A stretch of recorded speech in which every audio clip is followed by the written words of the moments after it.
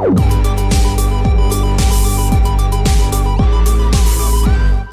is The Refuge Project. This is The Refuge Project. The Refuge Project is a place to have meaningful conversation in a safe place.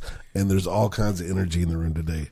Everybody just seems a little bit like flat. I don't know what Caesar's over there. Y'all don't know behind the scenes. Half the time Pastor Caesar's working. Y'all don't even know that he works, but he actually has a full-time job. This other full-time, part-time job at the church it doesn't pay the bills. No. So he's normally working through our podcast and something I couldn't do. Something I can't do. But yeah, it seems like the energy in the room is a little bit. Dude, I had a day. You ever had this? You wake up, you go in the bathroom, you look in the mirror, and you just go, "Oh, what happened?"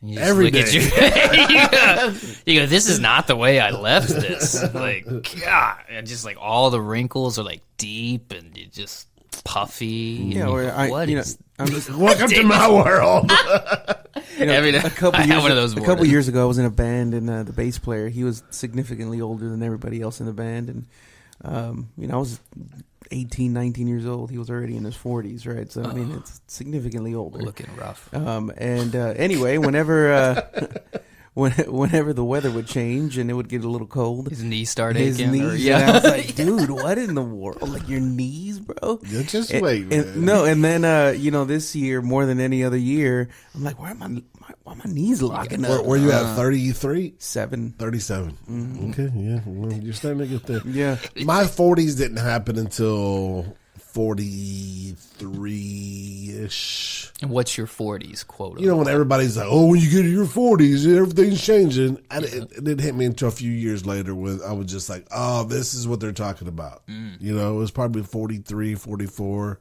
Yeah. But the closer I get to 50, it's real. It's real.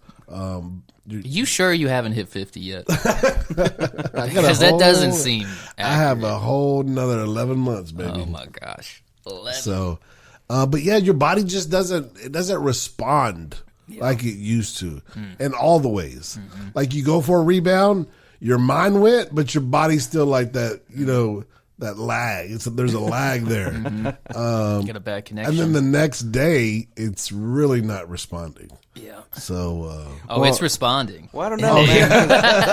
I feel like I'm in a state of perpetual slow motion in everything that I do. Yeah, it happens. What does that mean? Just always a little behind? Always in a time warp, Nice. It's like I see things before it happens, but I'm slow enough that I can't react to change it, Now I get it. I got it now. Man, we are 2 weeks away from Christmas. 3 weeks. 2.5. Well, I guess 2. Because isn't it on like a Wednesday, I think? It's in the middle of the week, right? Yeah. You know what it feels like today? Christmas is on the Wednesday. 2 weeks and a day. We're going to have a very demure Christmas. Do y'all know that that's the word of 2024? Demure. Demure. I did not know that. I guess it's French. We got French words as words. I don't know. of the year. Rayanne, fact check us, please. But yeah, demure is the 2024 word of the year. What was last year's? I have no clue. What was 2020? I think another runner-up probably is brain rot for 2024. Brain rot. Oh, there was a lot of bad. Like, we went through the whole mumble rap stage. I think brain rot was like after that. It's like, okay, now you can't pronounce. Now you go right into brain rot. Oh, I hear it every week with the youth students. I find myself whenever I'm having conversations with adults and I just say stuff. Just it says brain rot was 2024. Nice. Which is actually 2 words. It's more of a phrase. Yeah. All right. Well, I guess there's competing. It's from Oxford University Press, is what it says. Word of the year 2024. What does Oxford know? That's what I'm saying. You should know that there's. Anyway, that bothers me. People say dumb as an ox. So there you go. Dumb as an ox. Yeah. I want to know the other years. Yeah. So this week and next week's gonna be our last podcast for the year. Whoa. Yeah, because we got Unless you guys want to get together outside of here, because the office is going to be closed for almost 2 weeks. So we'll give the listeners a break, maybe. Yeah, give listeners a break. Dude, they don't want a break. They don't want a break. They want all of us. They want it, man. That Singapore special, huh? They really do. Okay, hey, get this. Like, so 23 was Riz, which is also okay. That's a slang. So the word of the year was Riz. Riz, which I'm not liking this, dude. Well,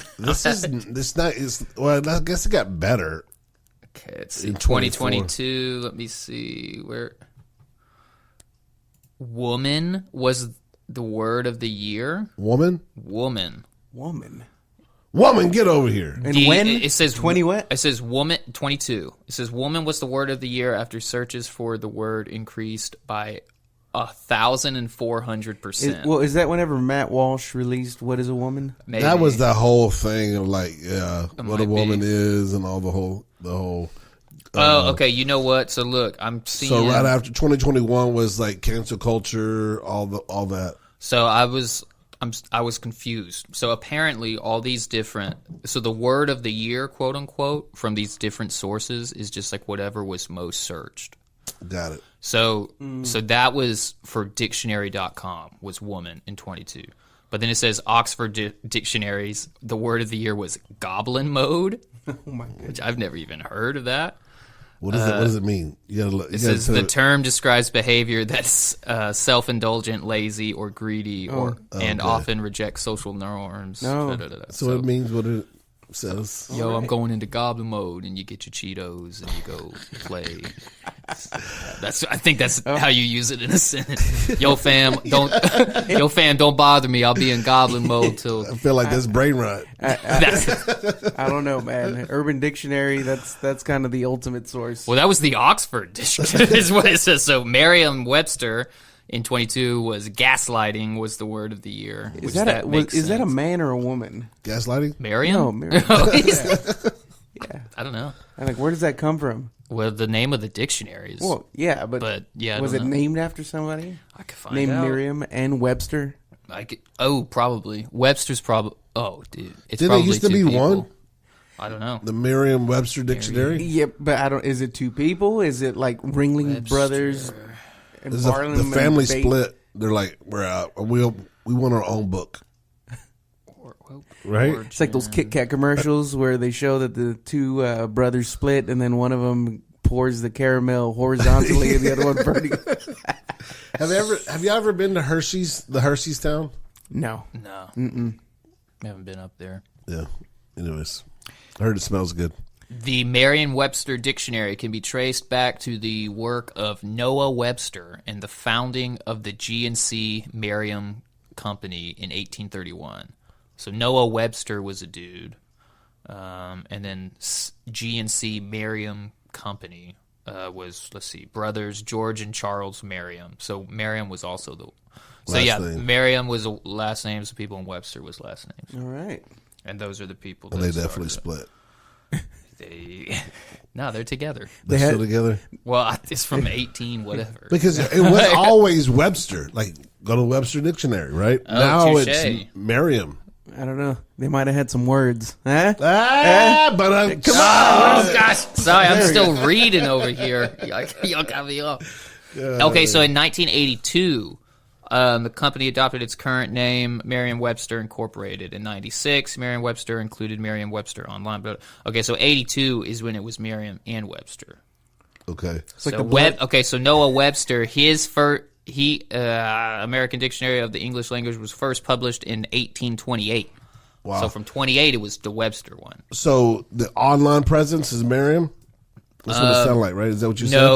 No, because that started in 82 is when Merriam-Webster was incorporated. Okay, what would you say after that one? Then in 96, it introduced Merriam-Webster Online. Website provides. Oh, Merriam-Webster all the- Online. Yeah. Interesting. I don't know if anybody else I don't think cares. it really was. I think we got a little too far on it, but it's okay. It's fine. We're having a good time. Yeah. I got this book that I've kind of read. I just bought it because it was an interesting title that said, like 100 useless facts that you will never need to know. Oh, those are fun. Oh, yeah. Yeah. Luke loves those. Can you give us one? Nah, about years ago. You want to hear a fact that I heard last week? I do. Let's hear it. Americans owe MasterCard and Visa combined $1.17 trillion at almost 30% interest. Wow. So you're saying just like the total combined debt of just American citizens to MasterCard and Visa is $1.17 trillion at almost 30%. Nice. That sounds good. For MasterCard and Visa. Can you imagine? I am. I'm imagining it right now. Well, that's like 400 million. What's 30% of 1.7 trillion? Oh, I should look that up. Yeah. I don't even know if I can type that number in this calculator. I don't even know how many zeros that is. So okay, so it's 1.17. 1.17. And then to get Times to trillion, 30%. 1, 2, 3. Let's see, that's a million, so that would be a billion. So then 1, 2, 3. So that should be okay. So times point. We should just ask Siri. Equals. Oh, I can't even say the number. It says 5.1 to the 11th power. Siri. So I don't know even how to say. What that is number. 30% of 1.17 trillion? 30% times 1.17 times 10 to the 12th power is 351 billion. $351 billion they're collecting in interest. Yeah, I like that. That's nice. I like the sound of that. That's fun. That's a good time. Golly. That's a good time. Yeah. This is why 30% is crazy. This is why executives are getting knocked off. Hey, you saw they got the guy today? You think it's the actual guy? No, it's not the actual guy. So a guy had done the pictures of the first. I don't know. Okay, this is out there. Okay, The internet. We're talking the about internet. the CEO of the insurance company. United that got Healthcare. murdered. Yeah, that got murdered By a few days Mario ago and Luigi. by some guy. So Well, his the- name's Luigi, the guy that they Yeah, of got. course it is. Yeah, And he probably eats pasta. I don't know. So, according to the internet, the first picture they pulled out was this guy in like a black shirt and this backpack that had gray stripes. Okay. All right. Hey, we're looking for this dude. Now, after that, they begin to put out a guy with kind of a different colored black shirt with black stripes on the backpack. Looked a little bit different. But it's from the same day? Yeah, they're saying it was from the same day. Because they found the backpack in Central Park like 3 days later. Yeah. And it was full of Monopoly money. Yeah, it wasn't the backpack. So that was somebody else's backpack. I mean, I don't know. I'm just. If it was the backpack, it seems like it was obviously left to be found. Another theory to throw out there. Supposedly, according to the internet, this guy was about to go on trial. For He what? was for The CEO guy Luigi or guy? the... Yeah, the CEO. He was supposed to go on somebody's trial to give up some information. I haven't heard this part. Yeah. What do you mean give up? Like about the company or what? Nobody really knows right now, but they found him on a docket somewhere that he was supposed to be in some trial and as a witness. Yeah. Okay, all right. So- I'd have to know about the trial to see Yeah. if I don't know. buy Maybe that the Clintons theory. are involved again. I don't It know. might be Obama. Did they, This dude just got Clintoned. Clinton got turned into a verb. did he ever cook for Obama? But it's interesting how, these things happen. Yeah. Well, yeah. No, useless facts. I did remember one. I just looked it up real quick because I wanted to give you the right. Well, then you didn't remember it. Well, I remember. I remembered it enough. Okay, all right. But do you know where hookers get their name from? Actually, I think I do. Hold up. Wait a minute. This was a fact I heard at some I point. know this is a safe place, but Hold up. Okay. Hold up. I got it, dude. You just The talked guy, about murder and cover up and conspiracy. We can talk about. I don't remember the war, but there was a war where the general in the war, his last name was Hooker, if I'm not mistaken, and he would provide these women for his soldiers to boost morale? General Joseph Fighting Joe Hooker. Oh, I'm the man! Oh, look at me. I know useless facts. Look at me.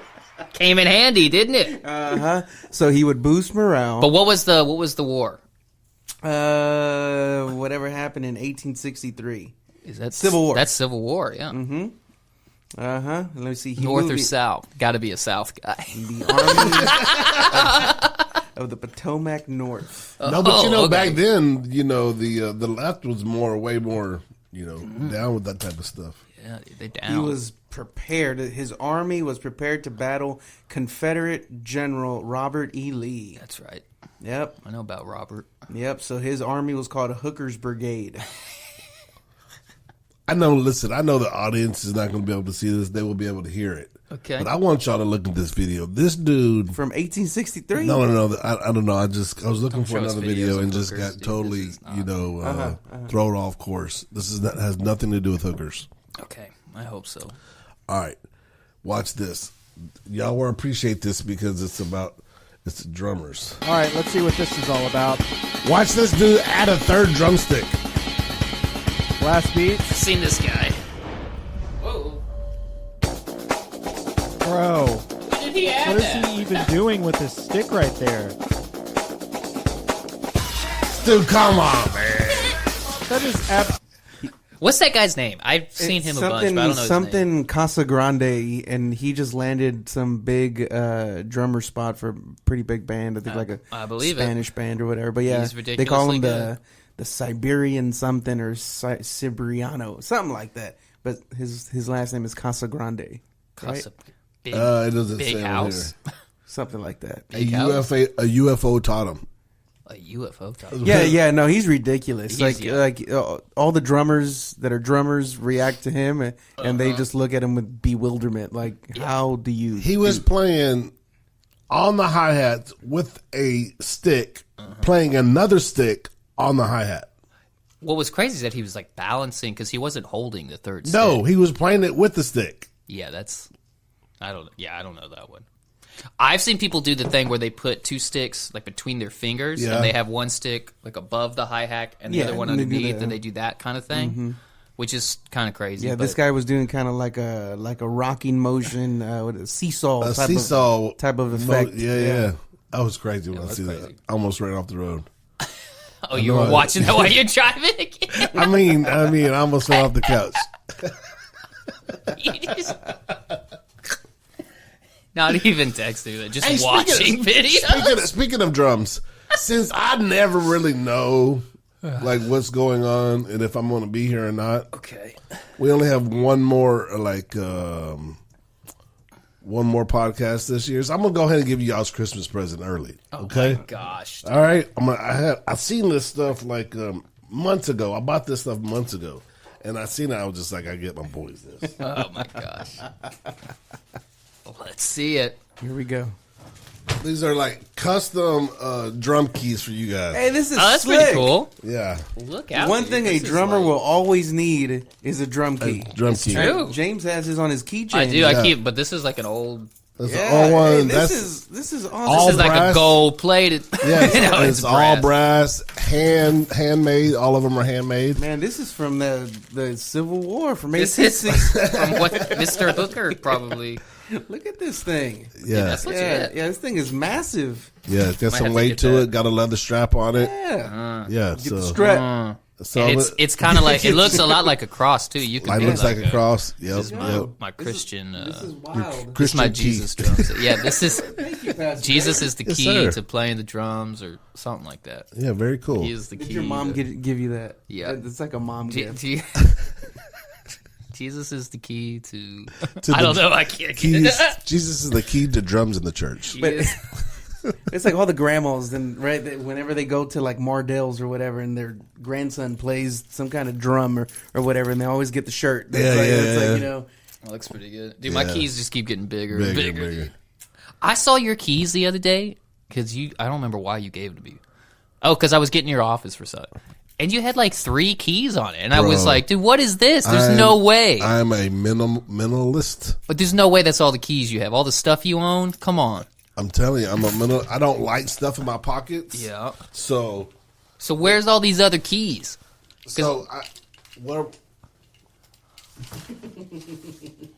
where am I? Oh, right here. Oh, that's what I'm saying. He's got 1, 2, 3, 4. Okay, so he's got 6, but they're all small ones. Yeah, and I need to take a couple of those off. And he needs to take a couple. Yeah, I think key fobs have really messed with key ring culture. I need to take the door key off to my house. You don't want to be able to get in your house? Well, we have the or you can do it with your phone. We have one of those too, and I love it. The button thing? I will never go back to a key. So I don't put car keys on here. So depending on what vehicle, I just grab those keys. Oh, I get it, because those keys are big. Yeah.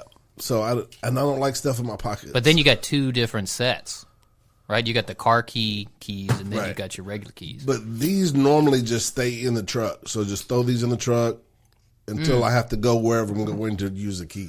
Okay. All right, this is making sense. So I bring these into the church when I need them. It's Yeah. got my church keys on them. And that's it. There's this, I don't remember who it was. And a lot of times I'll just leave these in the truck and then just lock the truck. You leave the car keys in the No, car? I don't do that at all. Never That's- done that before in my entire life. And then he watches videos on the road. There was some comedian, I don't remember who it was, but he said something like, "Ladies, you ever date a man? Don't ever date a man who's got keys like a janitor. You know that guy? Lee's got the keys, boy. And he goes, that guy ain't got time for you. that guy's got responsibilities and he don't have time for you. What is the Coke machine key about? This thing? Yeah. This is to a little safe that goes in my room. It's falling apart. I need to get a new one. I got like a cheap little safe that I Better keep a few like things. get something out of that safe before that key is done. Yeah, no, it's corroding It or looks something. pretty done. Yeah. It's still open. I actually opened it yesterday. But yeah, I need to get another. Yeah. I need to get a real safe. Yeah, You I know, do that's too. something that somebody could carry off. Yeah, this one is, it's like this big. You can carry It's light. It's just got like, car titles, Yeah, keep that's my what birth mine do. certificate, like that kind of stuff. Mine's not even like fireproof either though. I think mine's fireproof, but I don't know. You got a safe, Pastor Caesar? I do. Like a real safe? Yeah, but it's not locked and nothing's in there. I want to get a big safe. Like I don't have my guns in my safe, and I probably feel a whole lot better if I did. Well, on that, what do you do for home protection as far as do you have like some kind of biometric safe by the door or how do you what's the quick access method? Because I've been trying to think, I mean, For guns? yeah, I mean, I can get to a gun pretty quick, but it's you got little kids. Well, and- my kids are a little bit older, so I don't have to. I just still have to worry about it. But I've taught my kids gun safety. If I can get to my backpack, you're screwed. Mm-hmm. So that's what I do. I bring my backpack in the room at night, and then if I need something more, I have a quick access. What you call it? The one with the code. A safe with a code? The lock with the code. a little keypad. And I could get my AR and some other guns. And some other guns. Yeah, and I heard that. I like seeing you trying to figure out how to word all your guns. But also, like, having guns in different parts of the house is key, too. Mm-hmm. Yeah. Because if they take you and they put your whole family in the bathroom and they search you, well, maybe you should have a gun under the sink. Or in the upstairs or something like that. David keeps one gun by every Christmas tree under the tree. So It's he's like always dangling from a hook. he's just dude. Yeah. What is these? I keep getting these. Okay, so I finally made a Facebook just for like a Whoa! realist. I know, No, which I is. saw your face come out. I just made it. I'm not like I don't know. I'm not really planning on like using it for. I needed access to Marketplace, and I figured I might have to message some people. So I made one. And it's just like James Nissen, real estate agent. Like, that's it. And now I keep getting all these friend requests from people from, like, I just got one. Her name's Dua Hau. Let's see. She's Y'all from, talked about hookers earlier. dude, I don't even know how to say all of these words. It says lives in Bakgyang. Mm-hmm. Like, I keep getting all these requests from these people around the world. I'm like, looking what for is going husbands. on, dude? I don't know, bro. Yep, looking for husbands. I'm not accepting your friend request. I don't know who you are. I'll show you. We're not friends. Request removed. Denied. Boom. Yeah, it's like the fourth one I've got from just like some random country. I'm like, why is it request? That doesn't make popular, sense. bro. You're That doesn't make any sense. Everybody knows you, man. That's true, dude. It's probably listeners, and they're like, "Oh, dude, he's an agent." Hey, this is the dude from the Refuge I might need to Project. buy a house in the Houston area sometime. It's probably a listener, and then Pastor Dave just called him a hooker. The disrespect, dude. Oh my goodness! You have to put a parental advisory on this. Request denied. Hey, but you know what? I guess since I've talked about it, if you want to go follow me at James Nissen on Facebook, Shameless you'll plug. see my face, and I am accepting clients. So Come on, anybody come on out now, there baby. in the greater Houston area that needs a property? I don't Buying, care what kind of property selling, it is. You need a lease. Something. I will make it happen for you. Apartment. What you need? I am the man. I got all the connections. All I of them. got all the work ethic. Dude, let me tell you something. My grandpa's name is Coupon Ron, and he's got that name because he gets the deals. His blood runs through my veins. You need a deal? I get you the deals. I get you a good price. If it's not a good deal, it ain't happening, and I'll get you a better one. He's like the sledgehammer. Yeah, that's it. For real estate. Dude, I carry a big hammer. Any questions? That's me, except with deals. Send me a message. I'll make it happen. But do it quick, because homie needs to eat. hey, no, for real though, you don't want to be client number 5 or 6. You want to be my first or second. You want top priority because I'm the guy who's going to make it happen. And listen, you need somebody you can trust. Somebody that can, Ain't nobody more trustworthy than me. somebody dude. that can do numbers. Hey, I just recently, a friend of ours had a bad deal where their agent gave a number to the seller and it was so low the agent had to pull back their percentage and the customer lost money. What, like they left a zero off or something, or what? She just miscalculated. And they had to pay $2,000. Wait, you're saying they like put in an offer on a property And they that were was like, way "Yep, low?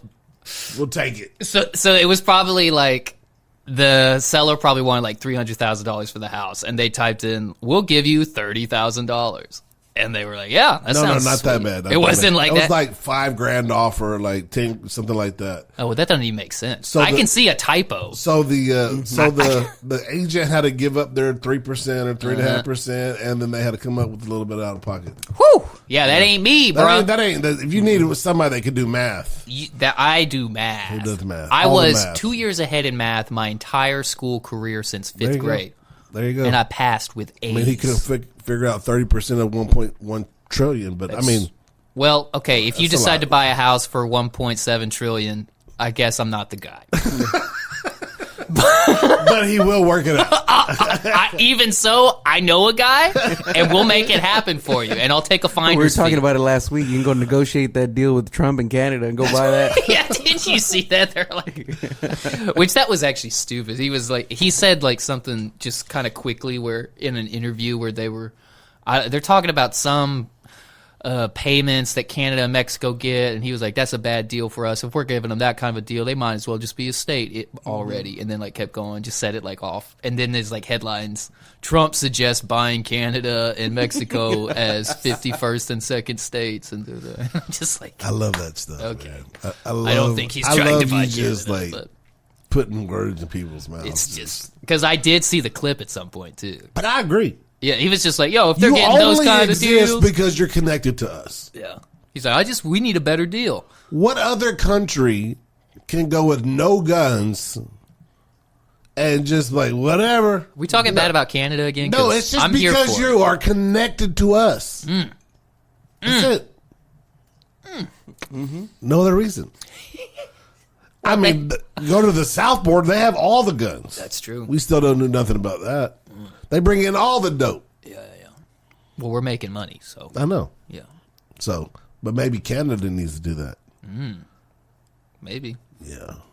Or we need to go build Trump Towers in Canada. Well, who Do was, people still stay at Trump? I mean, they must still be Yeah. staying at Trump Oh, yeah, Tower. yeah, They must be still. Oh my standing. gosh, dude, you're Killing it. you are. Yeah. Who was talking about building new cities in Trump's campaign? They saw that they're going to be building new cities and new whatever. Because I don't remember that. This actually sounds vaguely familiar from like 2 years ago or no, something. No, this was recent. They said that by the end of some 4, 5, 8 years, whatever, we're going to have a whole new city with, just I missed that its own sports teams and skyscrapers and I seen something that's going to happen in like one of the Arabic countries with like this. Those I've seen. Those like crazy futuristic cities. Yeah, like all renewable energy. the line. Yeah, the line is like a mile wide, but it goes on through the desert forever or something like that. I've seen those videos. I don't know if that's going to happen, but I don't know, man. Those It's crazy money. they do crazy stuff like that. Like those. like Dubai. Dubai was nothing. It was just sand. What's the They created ocean and islands. And Yeah. Well, there's the crazy one that's like the most famous They one. It's make like it rain. It's like a 10-lane freeway or something like that, and there's nobody that lives there. You seen those videos? I can't remember what city. It's all these Middle East countries But where you they just know- have the money. Houston's got the widest freeway in America. Really? I-10 is like 20-something lanes at It's one got the point. whitest people too. We do need the big lanes. And From feeder to Dude, that feeder. was another good one. Caesar's on today. He's working. From feeder to everything. feeder, it's like 20 lanes wide at one point. Really? Yeah. I mean, I've driven on these. I'm trying to think. 20 lanes. Yeah, The biggest I can think of is like in the Katy area. Okay, I guess if it definitely gets to like 4, and then if you count the feeders, that's 6, and then I think they have the HOV lane, Yeah, they're which pretty might be massive. like 2. So now you got 8, and then you got the other side. So I'm counting like 12 or 13. Look at 20 this. Look at seems this picture. crazy. Look at that. Is it actually 20? Yeah. Well, wow. Yeah, I guess so. It's like That's 5 nuts. on each side, And and, it's then still it's bad. 2 HOV lanes there's that each traffic. have 4. Yeah, it is full of traffic. It needs bigger. We need the what? I wish I could remember the city, but there's a city in it's like in the middle of the desert, out in the Middle East somewhere, and they have these. It's like the biggest freeway in the world, and they built it just to be like, we have the biggest freeway, But nobody's on it. and there's nobody on it ever. Yeah, it's like those cities in China as well that they built. Yeah, these exactly. gigantic cities and nobody lives in them. Yep, it's the same kind of thing. Yeah. But the government in these areas, they're like they never admit that there's nobody there. It's always just like, oh no, we need it. There's never traffic here because we have the best freeway. And they're like, okay, I guess political seems moves. like nobody's here, and you just built a palace for no reason. But Yeah, well, okay. Well, speaking of world news, not that I know anything about this topic right now, Oh, but no, like you got it. apparently Syria was overtaken, Oh yeah, that's right. Syria? so Syria has fallen. Nice. The Well, rebel not for the group. Syrian people, but No, this is supposedly a maybe good thing. Supposedly, Yeah, I've heard both, but this is where they harbor all the like radicals and stuff, right? Syria. Yeah, so these rebels that just like overthrew the Syrian government, the idea was like it was kind of what the US wanted, kind of, but the reason people are like kind of weird about it is because it's basically what we were pushing for in like Iraq and Afghanistan, like all these wars that have been going on for the last couple decades that none of them have worked out the way we wanted. So it was kind of like, this is kind of what we wanted, but historically it has not worked out one time for us. Mm-hmm. So everybody's like, maybe it's cool. I don't know. That was kind of the vibe I was getting. Yeah, I don't know, man. But you look at some of these videos that are coming out from that region, and it's just so sad, right? Like you just see the worst of humanity. It's not good. On No full matter which display. way you look at it. No, It's, with people dying.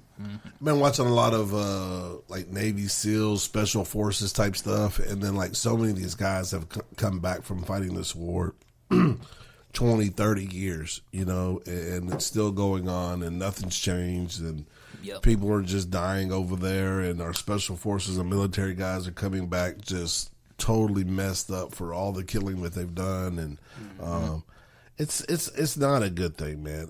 And this just shows you the power of greed in the world, because there's only one reason that we're over there, You know, and that's because of the oil and the money that comes out of that, and we want to control it. Yep. And I know there is the other part of keeping America free, and they want to kill us part of it, and I know that that's important. But I think there's probably other ways that we could keep ourselves safe without having to put our young men at the early ages of 17, 18 years old going to the military and just coming back just totally messed up. Yeah, and it's wild. The rhetoric has come down a little bit from the last couple of weeks, but this whole threat of nuclear war and all that, it's like, man, you think about what the nuclear stockpile is from all the biggest, most powerful nations. And if somebody just triggers that button, the whole world. Well, what do they say? We have enough nukes to blow up the entire world, like hundreds of times over, or something like that. Yeah, I talked to a guy that years ago. I was in the other church. He was pretty high ranking in the military, and he would say, "Yeah, what you."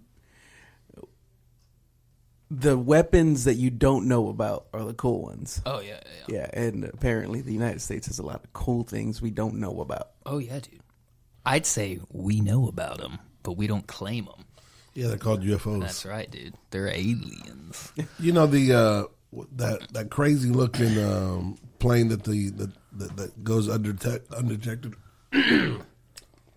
The B-52 stealth bomber. Yeah. They're now saying that this sucker can carry long range missiles, so we can get into like Russian territory, and then launch because like most big cities in these other countries they do have the technology to identify it, but now that it can carry long range missiles, that we can get close enough to like blow up major cities in China and in Russia and places like that now. So. Nice. Yeah. Because they go two times speed of light, speed of sound, or not? Yeah, light. Not light. Wow. They're at light speed. Dude, we got light speed. Yeah, nukes. man, we got light speed. The G-forces on dude. Nukes at light speed. That's my next band name. Yeah, that's the name of the new really album. Nukes at light speed.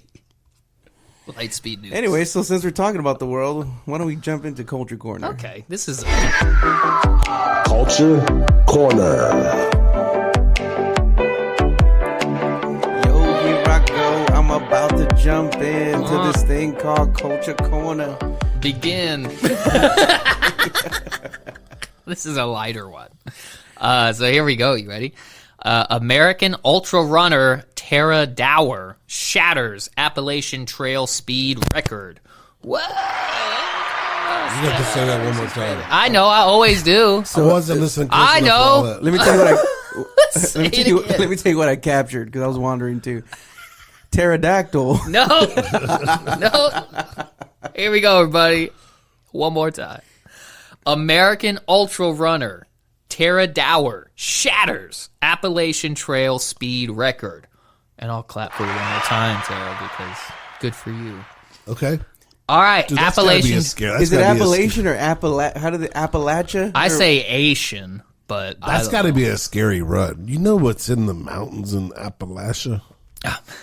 Hillbillies. literally the sentence before that. We discussed how to say Appalachian, and then you said it a Appalachia. third way. That's definitely wrong. Appalachia? It was Appalachia? It was so fresh, and then you still... It's getting worse. Anyway, so the Appalachian Trail is a famous trail. It is I've showed y'all the family that lives in Appalachia, huh? Yeah, you have. I don't think they're on the trail. Are they all related? They're not on the national trail. You ever seen them? Okay, I'm gonna pull it up while y'all tell the story. Okay, pterodactyl. You've seen them. It's the one where like the guy barks like a dog and all that stuff, and they're all. How did you miss this? Okay. Anyway, so this girl. Anyway, she set a new speed record to complete the entire trail. So the trail is 2,189 miles. It starts in Georgia and it ends in Maine. So it goes from like the bottom of you all the way up the east side through the Appalachian And Mountains. she is a runner, right? She's an ultra runner. Okay, not like just some like woods creation. I mean, I can show you. This is her picture. You guys can't see it, but Caesar can see it. She's just, skinny, muscular white girl. Ripped. Yeah, she's running up mountains. so anyway, so she did it in 40 days, 18 hours, and 5 minutes.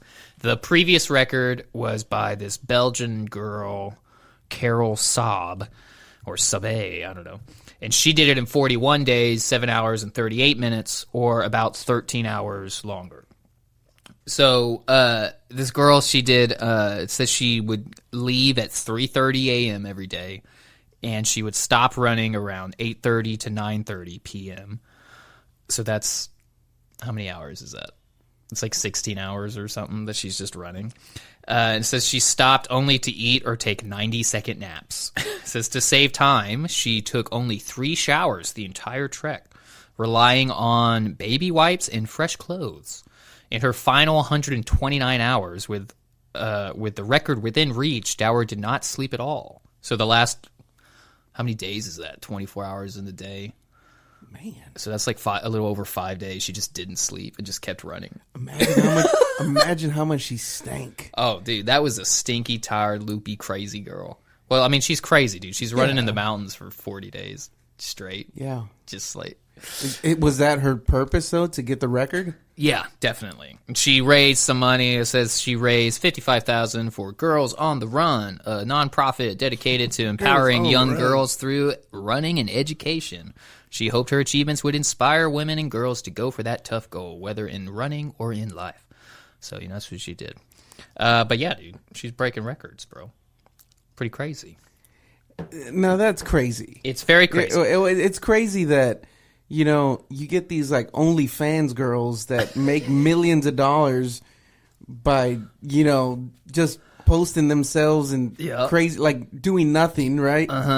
Absolutely nothing. Absolutely nothing. And then this girl, she's does running a world record and 40 days and 40 nights in the belly of the Appalachian Mountain. $55,000. $55,000. And it's not even hers. It's for the nonprofit. Yeah, America has a problem. I'm sure this girl's got but sponsors. This or is something. what she could have ran into these guys. Yeah, you need to pay me more than $55,000 to be around these characters right here. These oh my dudes, goodness, these are called the Whitakers. Whitakers. The Whitakers. The Whitakers tree goes straight up and down. Woo! Yeah, that's a wild family. This kid right here, his mom and his dad is the same as his grandfather and his sister. You just broke my head. Yeah, I didn't follow that. Say that again. It was a lot. His mom and his dad is the same as his grandfather and his sister. And his sister. Yeah, the mom is his mom and his sister. Oh. And his dad is also his grandfather. Because the mom, it's his mom's dad. Because, jeez, dude. Yeah, Yeah. Jeez. They didn't leave the house to have babies. No, they didn't. Goodness So gracious, his sister slept with the grandpa. Sister slept with the grandpa, yes, which is his mom. Which is his mom. And his dad. And his dad. So his grandpa is his dad. His grandpa is his dad, and his sister is his mom. Wow. Yeah, it's not good. Is that the one that barks like a dog?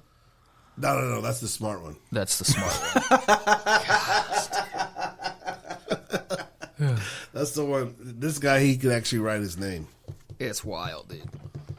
But yeah, so it says this, generally speaking, to go from start to finish on this trail, it takes people 5 to 7 months. So this girl did it in like a little over a month. Just running. Who are these people that do have 5 to 7 months to test that theory out? Like, So- why don't you work? So I know. I'm sure like Monster sponsors them or something like that. Some kind of Well, monster no. athlete. Most people that do this trail, they don't do it start to finish. I mean, I'm sure some people do, and you just like camp on the trail or whatever. But a lot of people, like I know a couple who they've done a lot of it, and what they'll do is they'll have like a week of vacation, and so they'll go do it for a few days, and then they'll go back to their life, and then at some point they'll go back and they'll start wherever they left, and they'll do another week or something, and their goal is to eventually do the whole trail.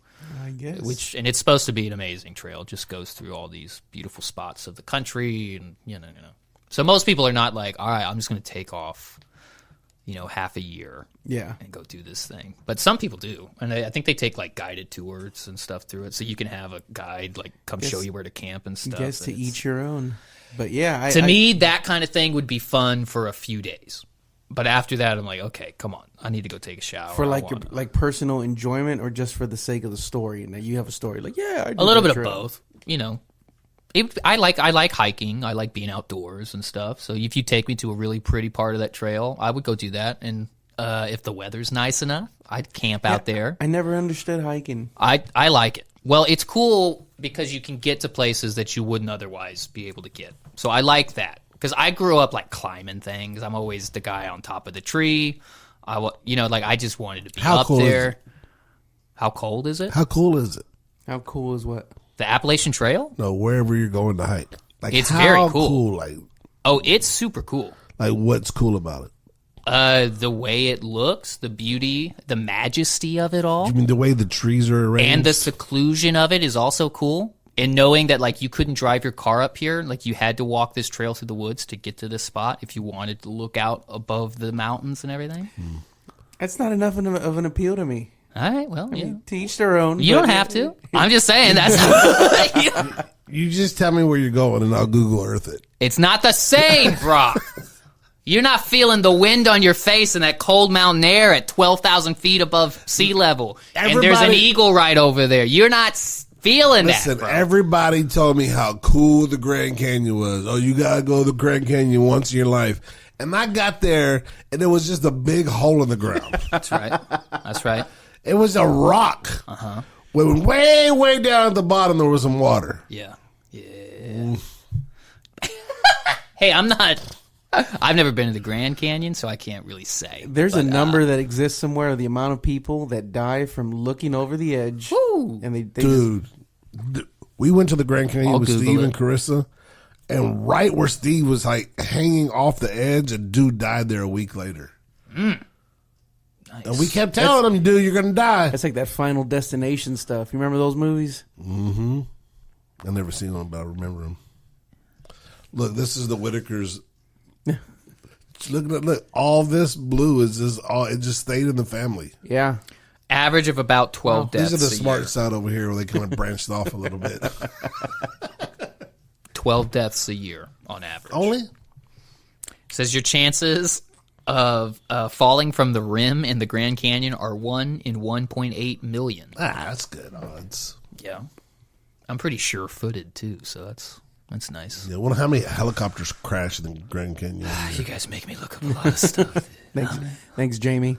How many? Yeah, right. I'm not near. There's a lot of helicopter tours. Uh-huh. I'd imagine so. Yeah. What about Jeeps after that? Donkey rides. I don't think I've seen. It doesn't look like people really crash. Nah, they're not going hard enough. Yeah, no, they're good. It's cool. Okay. You can get in the helicopter. Okay. It's cool. It's cool. Way cooler to the helicopter then. Yeah. Less chances of dying. Hiking's fun, dude. Hiking's cool. It's fun to be in the woods. It's fun to be on top of the mountain. But like that's the payoff, right? Like being on top of the mountain, getting to the top of the mountain. Being away from society to some extent that's part of it. Okay. And then being up there is cool. I don't know. Sound like the helicopter's a better way to go. Helicopter. Whenever I think about helicopters would be cool because they're cool because it's not like being in just a plane. Like it's so much more mobile, right? You know, you can hover over it and look. Yeah. That's a different. That's way cooler. Whenever I'm trying to, I'll give you a helicopter, especially when you go on the speed of light. I'm trying to assess, my leisure activities.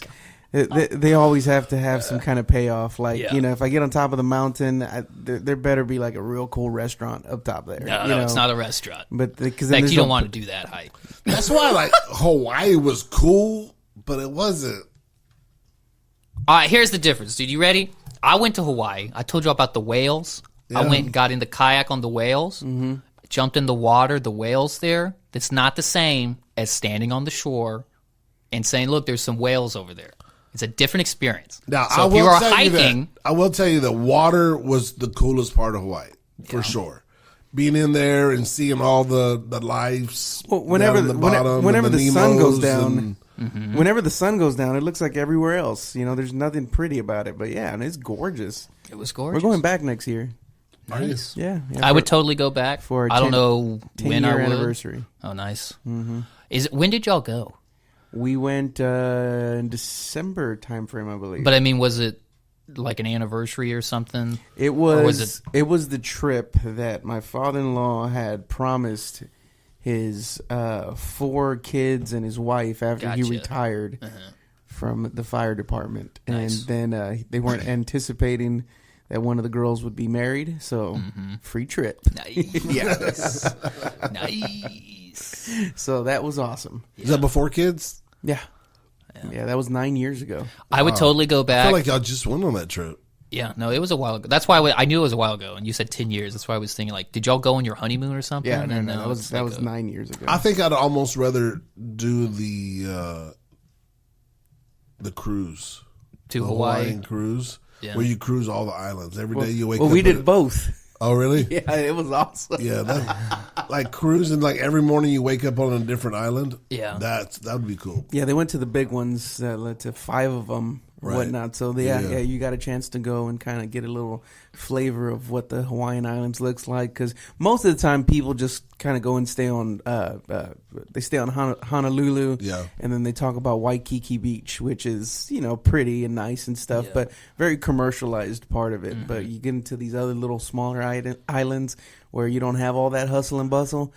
That was really nice. We enjoyed Maui way more than Yeah, I thought the food was terrible. overall. Yeah, I thought it was overhyped. I didn't think it was terrible, but I didn't think there was any hype to it. Well, people will be like, the fish is so fresh, Or and like the luau. and the luau. They got the pork barbecue stuff. Bro, I thought there would Hawaii. be like pineapples everywhere.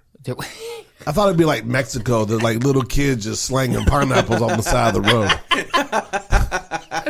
Nah, dude, they got chickens out there. That's Dude, they got chickens, like wild chickens. They got chickens like we got blackbirds. Dude, if I remember right, I think we looked up like why is there all the chickens there, and it a was flood. just like one. There was they just got loose on one farm at some point, and then that was it. Yeah. And they just started doing their chicken Everywhere. thing, and now there's just chickens. You went to Walmart, dude. There was chickens all over the Walmart parking lot, just like an average day. It's kind of nice to see wild chickens. You never see wild chickens. In the barrio, you do. Yeah. Like you never really see wild cows. They're very much. It's like, kind of nice it's to a just skinny, see them It's out the there. skinnier bird. They're not the same as we have. Like No, we it's, eat. it's a different thing. Well, the ones we eat are like it's like not even real because they're just. It's like this calculation of I'm going to feed you all these grains and then you just fatten them up and they're just like if you've seen the chicken farms, most of them it's just like a massive room that the chickens are just on top of each other and there's like dozens of thousands of them in there and they just sit on each other and then they like throw some feed out. It's crazy. They're not a real thing. Over there was chicken. Was that poo poo or pee pee? I don't know. I don't remember. The poo poo platter. I don't think I learned that one. I don't think I ate that. We all eat the poo poo platter They from had, time to time. they every had the now- Hawaiian barbecue. So I'm saying, like, it was all fine, but it wasn't like to You know get what was super disgusting over there? pumped The about. poi. Oh, that Oh, was yeah. gross too. I'll tell you, one of the best things I You know had the there best- oh, go ahead. was I'll tell you I about had it. this random pizza thing. It was on this little farm that like grew their own coffee, and they grew a bunch of the like vegetables and fruits and stuff. They had like their own bread and stuff, and so we went there because it was like the only thing available around lunchtime, and we had a pizza. They had like this big stone oven like right there. They pull it out, they turn to your table, and Interesting. so right? that pizza, and I was Italian food in well, Hawaii. it was pizza, but I was like, we're in Hawaii. We got to get the Hawaiian pizza, right? So that one, it had the pineapples from Hawaii. Like it was actually really spectacular. As Let me far tell as you, I was right down the street from Neck Breaker Beach. Okay, this is how violent the waves are there. And the best you thing didn't I even get in had, the water. no, heck no. I've never heard of that. Either you're talking to about. me, it sounds like one of them nudist beaches Yeah. where old men go and be like, oh, Whoa. look at that, they break their neck. No, the waves are so violent. Like they wouldn't even let you in unless you could like really surf. But right down the street from that was a taco truck. Best food I ate the whole time I was there. Was it more like Mexican taco or was it like some kind of Hawaiian? No. Just a regular old taco. See, that's funny. That was it, and mine was a pizza thing. It was a Hawaiian quote unquote pizza. Yeah, but Hawaiians And I'll tell you what, dude, the pineapple was awesome.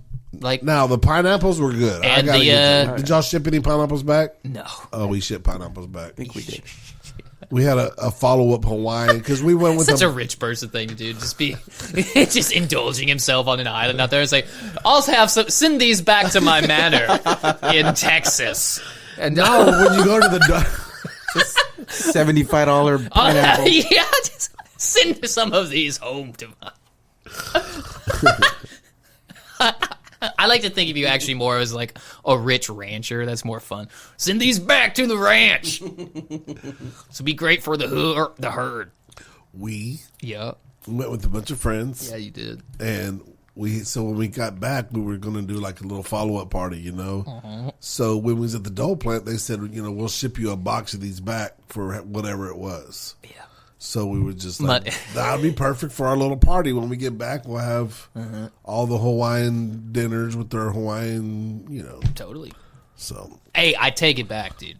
I forgot that we stayed at that crazy resort one night because I had that free night thing that I was doing, and all that food was incredible. But it was like fancy resort food. It wasn't necessarily Hawaiian. Yeah, food. Hawaiian I don't food. know if I got sick at one of these little Hawaiian barbecue places. Yeah, we looked it up. We wanted to hit the little local spots that are there. That's all we did. Where Hawaiians were talking about it. Yeah. So we had a Mocha Loco. You have one of those? Yep, had one of It those. was pretty good. And then what I wanted to do was I had a friend that he went to the military, not Marine. He was a sailor, the Navy, and he told me about his deployment. He was over there stationed in Honolulu, and he said, "Yeah, man, McDonald's they actually serve Spam in the morning for." Oh yeah, I remember you saying that. Yeah, and I'm like, I don't believe you, dude. So whenever we went, Oh, I believe we it. went to McDonald's. Sure enough, Yeah. on their breakfast menu there was Spam. Mm-hmm. I remember we went to his. We've seen lots of Oh yeah. tents, people living on the beach. I didn't think you said tents. Yeah, it sounded like you said something else, man. Back on Neckbreaker Beach. Did you? Lots of homeless people. was like, Lots of what? homeless people. Y'all didn't see the homeless Oh people? yeah, we saw a whole bunch of them. We saw one. He was riding his bike. This was already at night. He was riding his bike. We were in the car lane, going a whopping 30 miles an hour, Oh. and all of a sudden, this guy just hits something on his bicycle, and he just does a complete flip over. Boom. Neck breaker. Yeah, I mean, the scooters are ridiculous there, bro. Scooters are ridiculous everywhere. No, they're just like on the sidewalk or on this next to the lane. Just no license plates, no shoes, no shirt. You Faster feel than the better if they cars. had a shoes on their skin. They're not following the rest of the laws Yeah, of the dude, cars. they're in Hawaii, bro. What are they? Come on, let them ride their scooter. Dude. Let them ride, baby. Let them ride. we met this one girl there that she was a jewelry maker. And there's humps in the road everywhere. Speed humps. Humps. This guy is Did y'all notice that too? speed bumps. Yeah. Everywhere. Well, they got these scooters, these shoeless scooter riders driving around. They No, got they don't even hit them. They're on the sidewalk. any town I go to that has those scooters. I'm always like it's always ridiculous. Hey, Austin. but did y'all go to Luau? yeah, No. That yeah. was kind of cool. I would have. That's There's just where too the many. neck There's breakers were too at. many things to do. If you're gonna do all the Hawaii things in one, Yeah. there's too much to do. So we at some point we were like, we'll do these. We're just not gonna do those. Yeah. And that was it. Yeah, I like the food in Hawaii. It wasn't It was the fun. best, but I didn't- No, the luau food was good. Yeah. That was actually minus the pretty good. boy. I didn't eat the poi or the moi I told y'all about my crazy breakfast I had at that fancy place. that you had to pay for. You thought you was getting Yeah, it was free. like $120. Thought it was included. It was an amazing breakfast. Send my leftovers back to my manor in Texas. Yeah, me, right? He's eating $100. Yeah, dude, can you box this up and ship it back to? It was awesome, but yeah, good times, dude. All right, I got a song for y'all. It's Give me a called song because I gotta pee. Well, Well, Well by Mav House. I've got a story to tell, and I know it all too well. God has been good to me.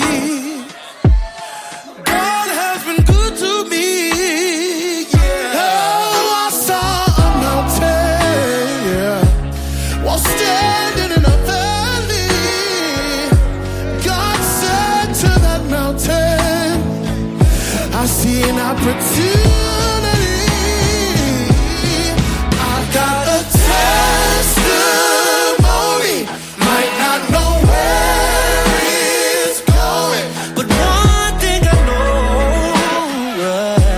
is that God's in control. I've got to lean on Jesus. I know that He won't leave us, 'cause He will not fail. He will not fail. His love will prevail. His love will prevail. So it is well, well, well, well, well, with my soul. Said life hasn't always been easy. At times it's been harder than hell. But God has been good to me. So God has been good to me. Yeah. I saw a mountain while standing in a valley. God said to that mountain, I see an opportunity. I've got a testimony. Might not know where it's going, but one thing I know is that God's in control. I've got to lean on Jesus. I know that He won't leave us. He will not fail. Yes, Lord. His love will prevail. So it is well. Yes, sir. Well, well, well. No matter what it may look like, it is well.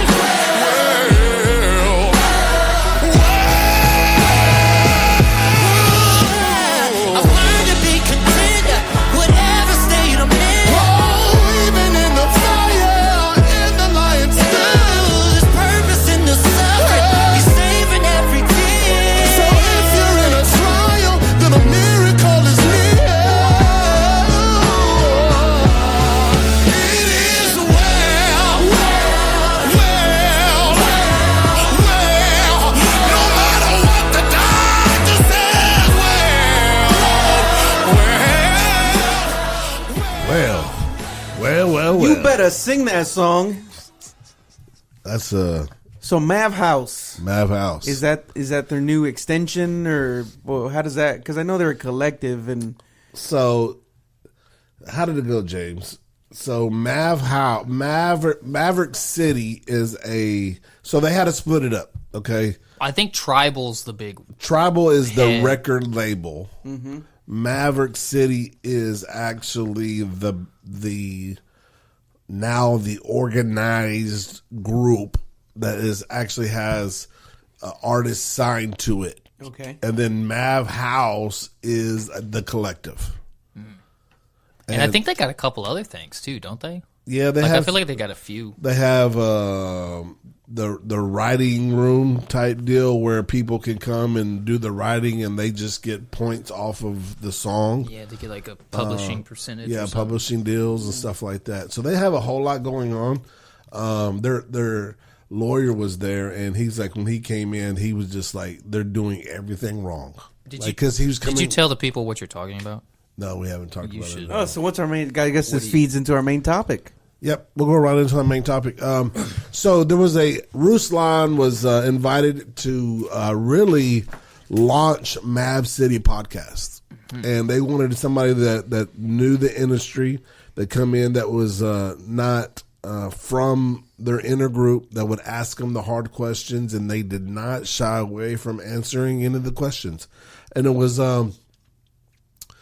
kind of refreshing to see people just be just open and honest and not shy away from those type of things, especially with some of the things that Maverick City has been through, and kind of some of the big award shows that they've done with secular people. They've done stuff with Will Smith. They did the tribute to the guy that died from the Migos. That's right. Yeah. They did a tribute song there, and then I think we played the song not too long ago with Connor Price. They did the rapper chick, whatever her name, Glorilla. Glorilla. Yeah. So there was a lot of questions around those things, and they were open and honest about all of them. They say that as far as the Connor Price, Glorilla, he said they was very intentional about doing that. It was not something they would just like, hey, let's do this. They seen value in the people that they were doing it with. And they were intentional by doing not just the song, but discipling alongside. And then you kind of can see some of the things that have come out of that with Glorilla, talk about abstinence until she gets married and some different things like that. So it's producing fruit. I would say on that, you need to make sure that you heard from God. That is a direct message from God, because most of the time that we see that it doesn't turn out well unless it is definitely a God deal. Yeah. They talked about the Dante Bowe, probably half of the time. Half of the 2-hour interview was maybe 45 minutes was about Dante Bowe. Wow. I need to go look at it. I haven't seen it. It was done good. They had the record side of it, the guy there. They had the lawyer there that handles that, and then they had the guy that actually kind of did the front office type work. So it was really good. The Dante Bowe thing. They said, you always see the headlines, Mav City back in the news with this. They said the problem with the collective is most of these artists are not signed to Mav City. They are signed to as an artist deal to Tribal, but the confusion gets that they are signed. So anytime Dante Bowe does anything, he's Mav City. Yeah, it goes back to them. It goes back to them. So that's why they decided that they needed to come out with a statement when he kind of went off the rails. So I think it was interesting. Ruslan was just like, so what happened? Like, what happened? Everybody thinks it was the bus with the Bad Bunny deal that got him, tossed. And then there was talk of a picture coming out on Instagram, and and he was just like, yeah, basically the Bad Bunny deal wasn't, it's just, they just talked about it. Probably not a great look, but it was not a big deal. But I guess he released a workout picture of him, his progress in the workout.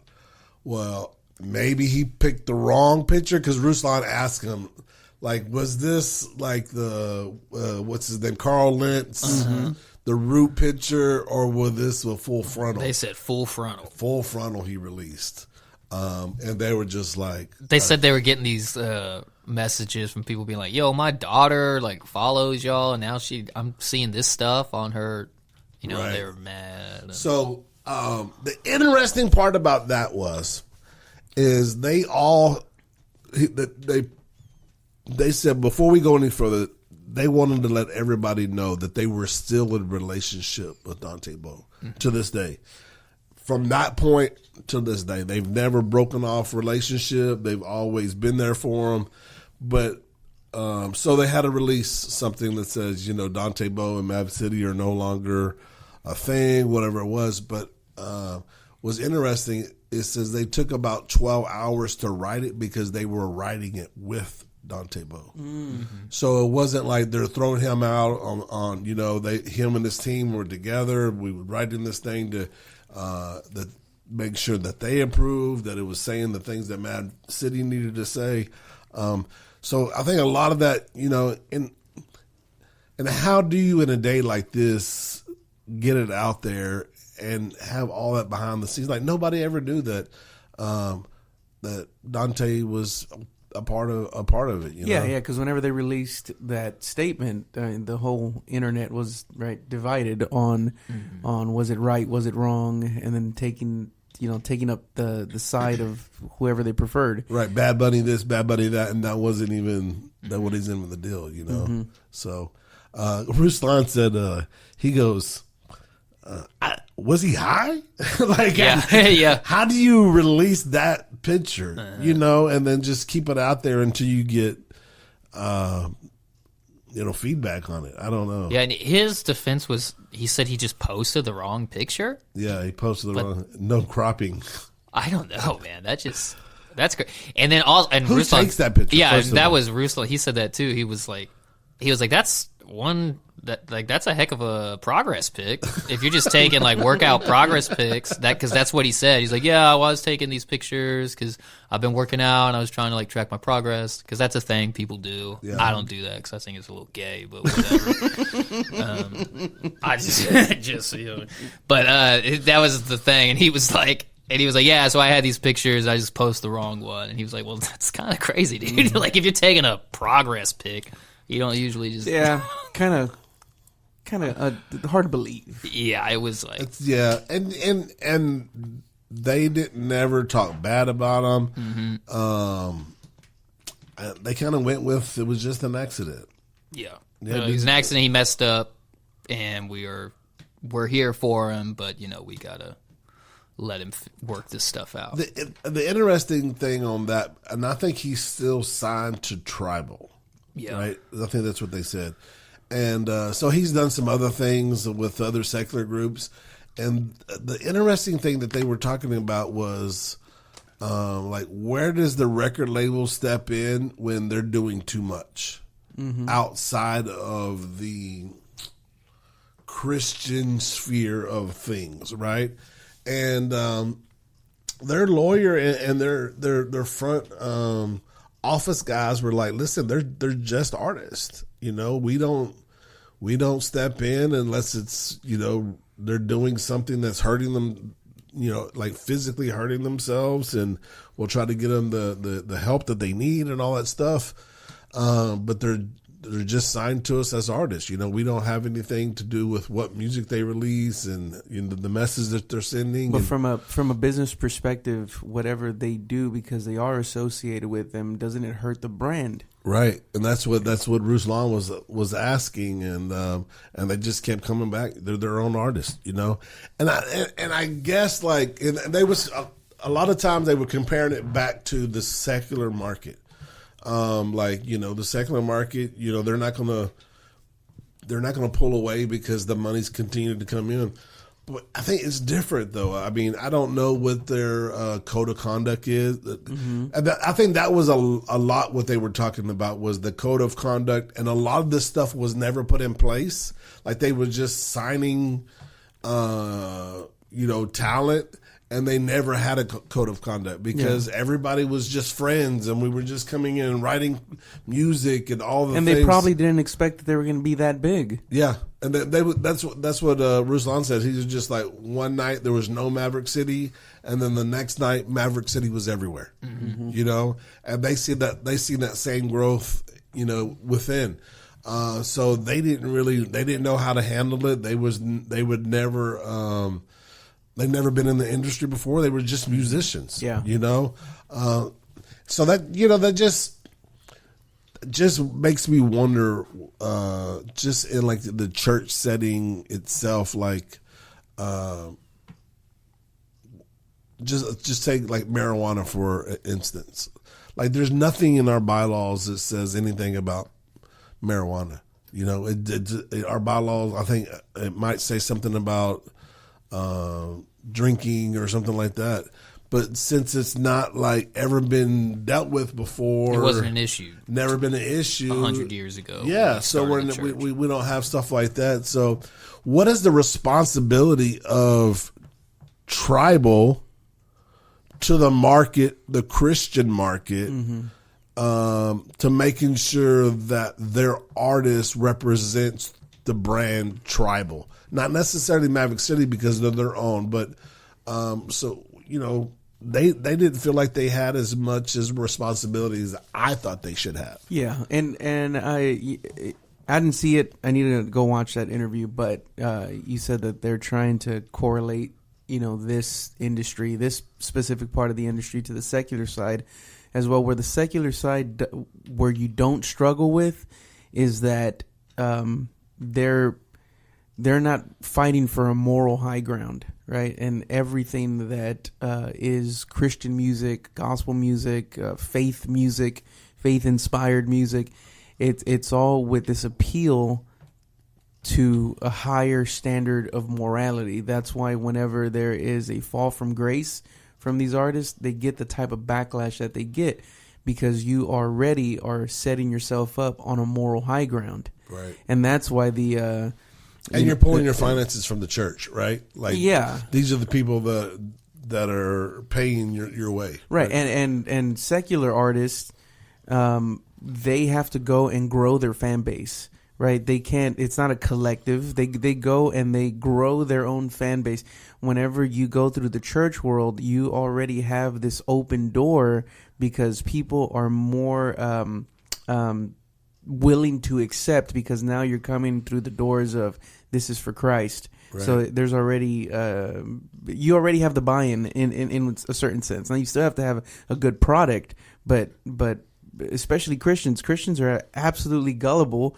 I mean, just look at all the stuff that they sell on the 700 Club or whatever, right? It's, you know, this wood comes from the Holy Land, and that kind of stuff. All the communion cups and stuff. Yeah. So it's there's already a certain level of trust in the Christian community.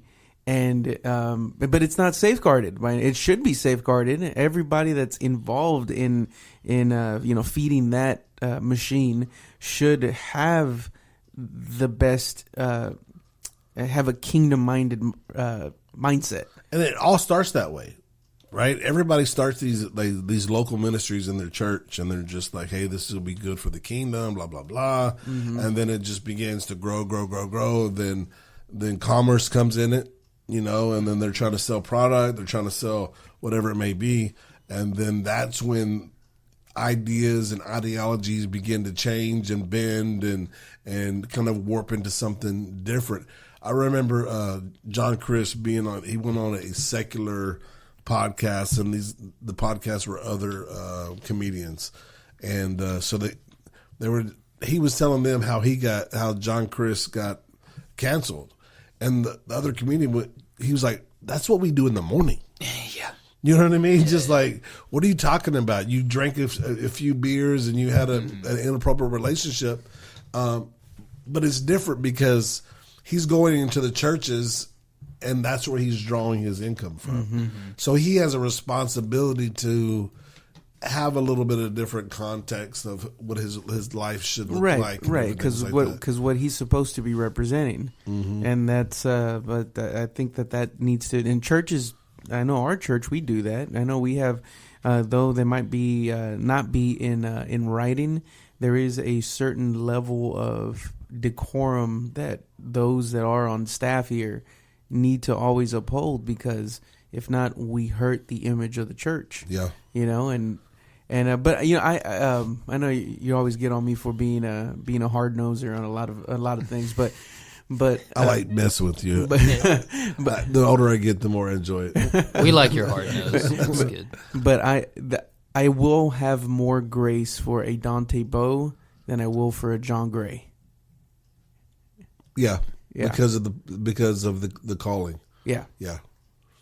I agree with that for sure. Who John Gray is. He's a pastor. You know, so the calling's a little bit different. He was the associate pastor of Lakewood for many years. And then he went, did his own thing, and then caught up in multiple cheating scandals. And then they made a whole conference out of his restoration. And just go big or go home. Another way to charge people money. Yeah, those are interesting, man. Because I think that we need we need to know what the restoration looks like. Like when you have people like him, you have the other pastor we just talked about, Carl Lentz, going on this podcast tour and have his own podcast and them talking about it and different things. We need that, but there's a fine line there. Like, well, because people do need to heal privately. Yeah. But whenever you are such a public figure and the disgrace is so public, it's almost as a way of amends to the church and to the people that love you, follow you, finance you, whatever, to be able to see the healing process. And it's like, well, that's a lot to demand. You have a high calling. You've a very visible calling, one that you've hurt a lot of people. So as much as they want to go and be like, I need to heal privately, you did this publicly. And you need to find out how to heal publicly as well. It's like, well, I don't like that. Well, then, you can't have the good without the bad. I'm on the other side of that. And good. I think that you need to go away. You need to do your healing. You need to get out of the spotlight. I think that you need to get in private moments with God, and especially when there's families involved, right? Because maybe if you could isolate the person and say, okay, you did it up there, you figured out it up there. But when you're talking about 11 and 12-year-old kids, or however old these kids are with these two gentlemen we're talking about right now, every morning they wake up with another knife in the side. You know what I mean? Yeah. And yes, and I get that, and I would agree to some part to what you said there, right? With I'm stuck between words. The private restoration, but there must be a team that is in immediate recovery mode with giving out information. Yeah. Because if not, there's too many unanswered questions, and it's like when Jesus was talking to Peter, and he says, "Peter, do you love me?" And then he told him, "Feed my sheep, feed my sheep, feed my sheep." And the sheep are the ones that get hurt. I understand. I mean, that's always my biggest gripe about all of this, right? We say, well, we need to show more grace to the one that is struggling with this. It's like, yeah, but what about the voice of those that got hurt? What about the voice that says it's not right for you to do this to God's church and God's sheep? Well, we've seen it in Bieber, right? We've seen Bieber really growing with him, getting closer to God, and then when he fell out, he went off the edge again, and then good thing that he looks like he's trying to work it out again, but just on that one person, much less the 30,000 people that he had come into his ministry a week. Yeah. So it's very important the way that we structure really anything that we do for God, whether it's in a small scale or a large scale. We have to make sure that there's built-in safeguards for people, because that's the business that we're in, right? Yeah, there's a money aspect that comes along with it, but it's the people that we are affecting. And I know if you are like a staunch Calvinist about this, you'd be like, well, God's got it all under control anyway, as if we don't have a personal responsibility to make sure that God's people are okay. But I don't read it like that. I as somebody that has a shepherd's heart, I care very much about those unanswered questions, and that's a very dangerous place to be, especially for the newer believers, right? Because if there is a space of unanswered questions, doubt creeps in, and then that snuffs out your faith, your faith in people, your faith in the church, your faith in what you're doing is actually right, because this person that you have held to such a high moral standard has now failed you, and then on the trickle down effect from that, it's, well, if they couldn't do it, how in the world am I going to escape? Yeah, and one of the things that they use to say, hey, that he goes, these people that are artists, they have their own churches. They might be on the other side of the country with their own people that hold them accountable and all those things. He's like, we don't know. A lot of times we don't even know what's going on with those people until they're in the studio, until they're creating their album, and that. So they said they rely on the local pastor, the local discipleship program to make sure these people are doing what they're supposed to be doing. Maybe on the hip hop side of it all. And I don't know. You can better address this, but when was the last time a collective, was on such a high platform like Maverick City? Because every big band that is in, contemporary Christian music stems from a church. They're sent out by one local place, one governing body, right? Yeah. Not a collective of people from a whole bunch of places. I know hip hop artists, they come from everywhere, and some of them don't even go to church. Right. Just making Christian albums. I think the last big one was Lecrae and his guys, but then they all kind of, once they got popular, they started ministering in their local churches on their own. But I think you see him like a Brian Trejo. I think that you see him doing a pretty good job of the collective, coming from different places. And I don't know how they manage it, especially from the hip hop side, because, normally, I mean, you don't see a guy that just comes from a great life and just start doing hip hop. You know what I mean? There's always some scar just by the type of music it is. There's some scarring to the people. But yeah. And then just temptation. I was thinking about that this morning, right? Just the nature of temptation and how a person gets tempted, why they get tempted, and what is the thing that tempts them. And because the temptation has to, first of all, be desirous, right? You have to desire the temptation, because if not, then it's not, the definition is not temptation. And anyway, I'm gonna see if I can pull up the code of conduct for King's Camp real quick, because we had a code of conduct. Be like, if you did this, and it was because we knew the people that we were dealing with, and hopefully I can find it real quick. Yeah. There was, not only the code of conduct, but like, what happens if you do this? We had this, and this you had to do. Yeah, and then and that's so very helpful. I know we have something like that for our youth staff and volunteers, that even whenever they come in day one, we let them know, well, if they're volunteers, we just kind of let them kind of feel it out for a little bit. But then if they're getting a little more serious about helping with minors, then we send them this packet that we developed over the years, that we've put some details in, we've taken some out, really try to streamline it.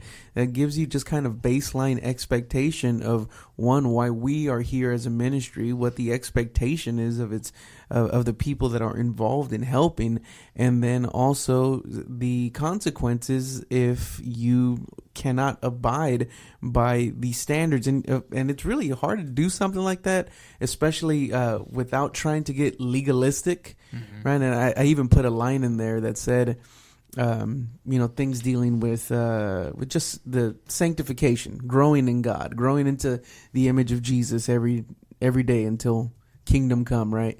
I said, I understand that sanctification is a work of the Holy Spirit, and that it will never be done on this side of eternity. But that doesn't mean that we don't have a responsibility to model, to the best of our ability, a life that glorifies Jesus in front of these minors, these students, right? Definitely. And because if they default on that, people are hurt, young people are hurt, families are hurt. Because one thing that I think that a lot of people that are not involved in youth ministry or never been around any kind of ministry, it's not just youth, but definitely those dealing with minors, something happens to the minor, not even like diabolical, right? They're just anything happens to the youth. The family's now involved. Yeah. Now the family's threatening to leave a church. Yeah. They tell all their family members about the drama. Yeah. They tell their friends that are in that church as well. Do you know what they did to my kid? That kind of thing. And it could be a cancer that spreads in the church so fast over something that could have been mitigated by just putting some definition on what the expectations are.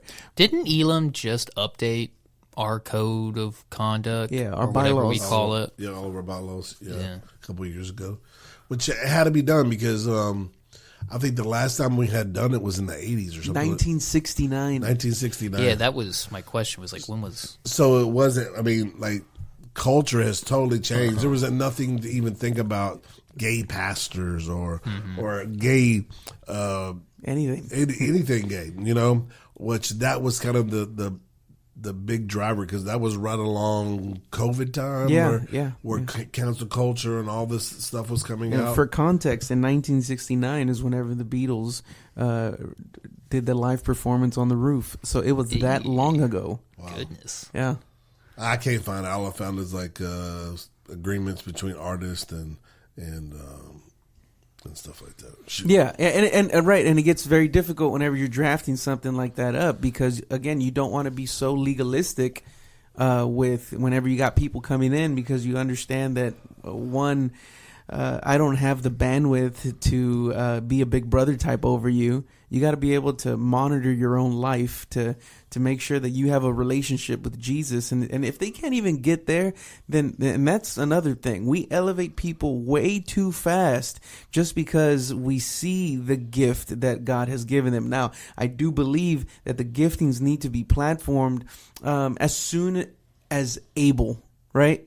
Not as possible. Well, I guess whatever. But as soon as they're able, as soon as you have provided some structure on what the parameters, right, of their gifting should be. Yeah. When it goes beyond this, then that's something else, and we duck out. You want to go do your own thing? Go do your own thing. But this is what we need. Yeah, I think you see that a lot in not. I'm not talking about our young adults, but young adults in this day is they'll get a revelation or they'll get a calling, and then they think they have to right now fulfill that calling. Yeah.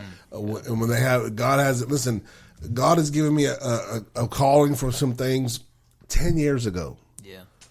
That I'm still not fulfilled yet because I'm not prepared for it. Yeah. He's teaching me, he's guiding me, he's putting people in my life to give me tools and knowledge and understanding and wisdom that one day, I might be 60 years old, but then I will step into that. But Why do you think he does that? We got to show ourselves approved. Yeah. You know what I'm saying? And as young people, I can remember Adam when he was 7 years old. He would look me in the face, and he knew what he was saying was the truth, and he was like, "I'm smarter than you." At 7 years old, and he believed it. He believed it, and he still believes it to this day. You know what I mean? He's had revelation. But that's kind of like what people think. Like just because you've been called or you've been given a vision, that you can walk that out right now. Yeah. No. Maybe you need to sit underneath some people. You shouldn't be the head of the ministry, but you should be in the ministry. Right? Yeah. And let somebody walk that out with you, and hopefully sooner than later. Some move faster than others. Some it takes a little bit longer. Yeah, and it doesn't get any easier with the instant gratification culture that we're in now. Yeah, where especially in young adult youth kind of world, is where they see everybody's perfectly curated pictures of their success on these social media platforms.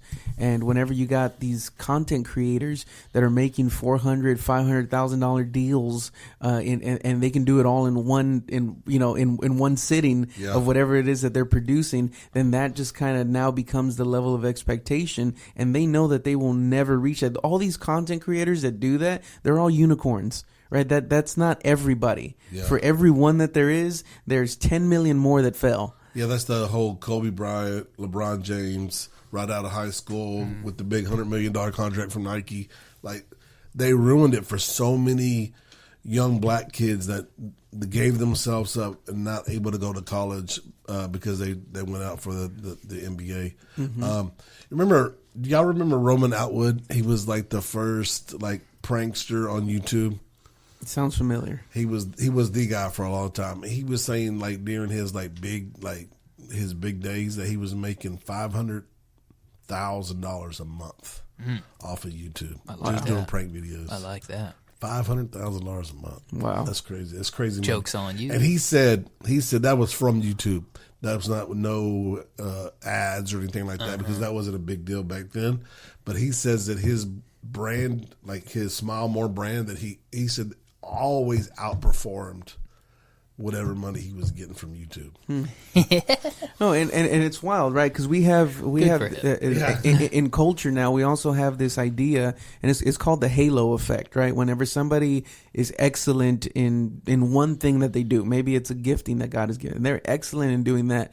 Because they are excellent and on a platform and a big platform, now we as the spectators, we ascribe to them a level of they have unlimited knowledge and understanding on everything that they're speaking about, right? So a couple years ago now, what's his face, Jeremy Pena, pulled up at Grace Young Adults and everything. Oh, great!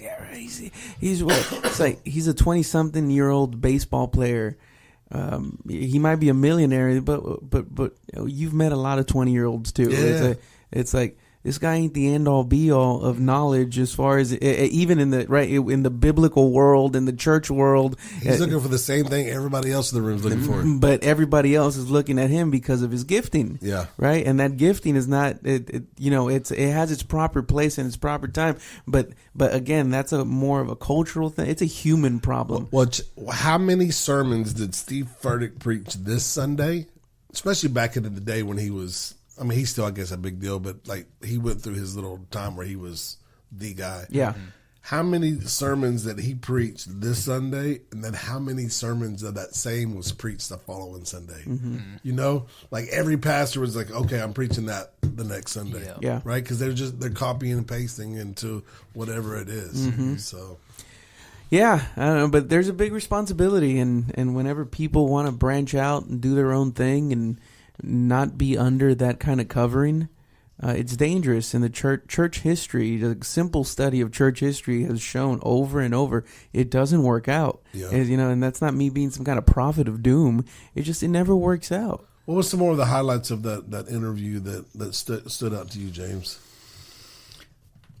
I mean, you talked about most of it. They talked about Bo for forever. They talked about what else? Who else did they talk about? Man? They talked about Will Smith. They talked about Will Smith. They talked about So some of the other things that I guess stuck out to me was when they were talking about these controversial places they went, like with Will Smith or artists that they worked with. They were talking about how, or at least one of the dudes was talking about like how he felt led to do that. Like I don't remember who he was talking about, but at some point he was talking about some artist who he was just like, I just feel led to like reach out to this person. So the Migos guy. So it was the Migos. Like he had a dream that they were seeing at the Migos the funeral. Yeah, they would have stuff like that happen. And then like a week later, the whatever award show was just like, hey, would y'all be interested in being part of the tribute to this Amigos dude? Yeah, so they were like, let's do it. And he felt like that was something that God was calling him to do. So stuff like that. And he was saying that like through saying yes to that opportunity and going through with it, they met all these people and they were able to minister to all these people and all that kind of stuff and all. And he was talking about how like, sometimes you're planting seeds and sometimes you're the harvester. And he was like, I don't know how much we harvested, but we definitely made an impact and we planted a lot of seeds. And I was a couple weeks back, I was having a conversation with a young lady that, thank God she's already through it, but she struggled through gender identity and full on committed, taking the steroids already, that kind, right? Yeah. Gonna have the surgeries and whatnot. And she had an encounter with Jesus. She's actually going to be speaking at the church, I think, in January, which is really cool. But just fantastic testimony. But one thing, she after we were done talking about that, she said that one of her friends that's still lost in that world is getting married. It's a lesbian couple, but they're going to be getting married, and they invited her to go and celebrate with them. And then she's like, I'm still kind of like on the fence about that because I don't know what's right and what's wrong, and should I? I mean, because it's, I want to go and be supportive because they're still my friend, and I don't want to be so close. That whole conversation. Yeah. And I just offered just some wisdom as far as I perceive wisdom to be. And I said, look, we just got to be careful on what we hitch our wagon to, right? And when does it become sin, right? Because everybody has their own definition of what the line is. But when does it become sin? And I just said, you got to be careful that you don't celebrate the sin. Celebrating the sin is never okay with God. Tolerance, understanding that it's there, that's one thing. Not devaluing a human based on the sin that they're a part of, right? Still being able to look at them in love, knowing that they are a child of God, created in the image of God, right? Let me say it like that. That they too are still created in the image of God. So you can't devalue, you can't dehumanize them. But where does it get to be trouble is whenever you're celebrating the sin, because now you're saying that in the way that I'm living, my lifestyle, what I'm bringing to this is that now I'm co-signing your life, I'm co-signing this decision, and that's where in the music world where people get in trouble. Well, where is the line? Should we not have relationships with people of the world? No, that's where the other part of the church has failed, right? Because we've closed our doors to the people that we're supposed to go and minister Jesus to, right? So we can't do that. But should we be celebrating their sin? That's another, right? We can't be taking shots with them. We can't be smoking what they smoke and being where they are at whenever it's away from the thing that you were called to go and do there, right? Like after parties and stuff. Like you can go to the after party, but you can't be in the party. Yeah. You know, I said, well, what does that mean? And Jesus got caught a lot of flack for eating with sinners, right? And that's fine. That's fine because he did it. He was there with the sinners, but he did not partake of their sin. Yeah. That's the difference. He was talking to the prostitutes, but he wasn't hiring them. Exactly. Yeah, exactly. Yeah. You know? He was... We don't even have... I think... Joe Hooker. And the other part of that is just like, where are you at in the situation? Because when I came back to Christ, I thought I was in a good spot that I could go back to the homies and share this new thing, right? But first few times I was just like, cool, they respected it, blah, blah, blah, this and that. And then the next thing you know, they started smoking around me, which was just like, no big deal. You know, I used to be the same, blah, blah, blah. And the next thing you know, they're like blowing it on me. And then, you know, before a couple more times, I'm smoking with them. Yeah. Right. So, what is the effect of your surroundings having on you? And I think that when you are full blown in something like that, when you're having those, just being around that environment again is going to give you doubts of what God did, where you go, what the direction you're going in now, right? So I think that plays a big part in it, not just supporting a friend. I tell a lot of people that their marriages are on the rocks. Now it's time to be selfish. Yeah. You have to be selfish if you want this to work. It's time to be selfish, right? You can't do what you've always done. You got to be selfish. You have to pay attention to it. You have to, really focus on this and not anything else. Because when this gets healed, everything around you will start healing itself.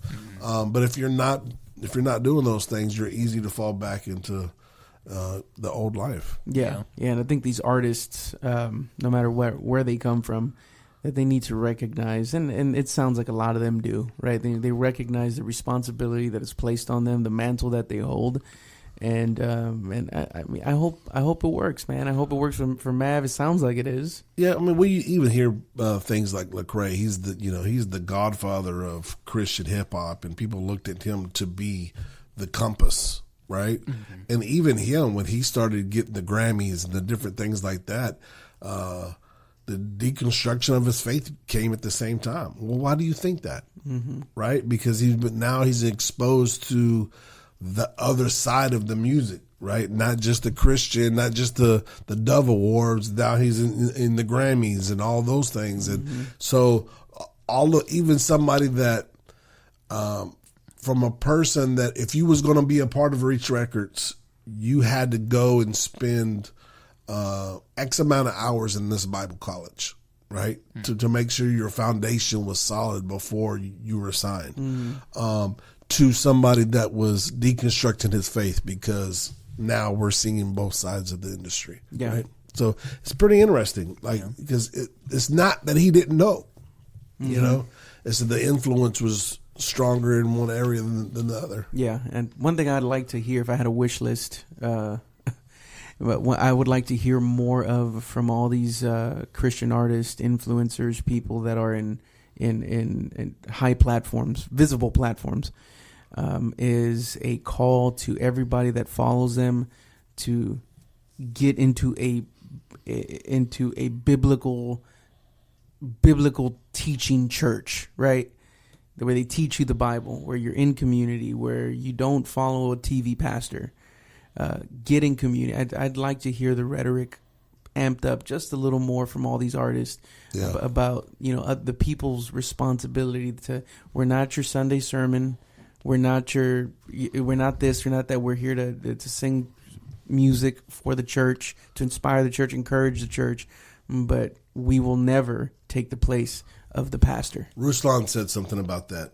He said that he had his buddy that worked at a supplement company, and he was broke, so he was just taking supplements for a week because he couldn't afford to eat. And he said that his buddy had to get his stomach pumped because he had too much supplements, and he compared that to music and podcasting. These are just supplements. Yeah. You have to be in a Bible-based church. You have to be able to get that teaching. You can't just supplement your way through life. Yeah, yeah. And I thought that was great. I didn't use that illustration as a good illustration, but I was talking to some young adults about that.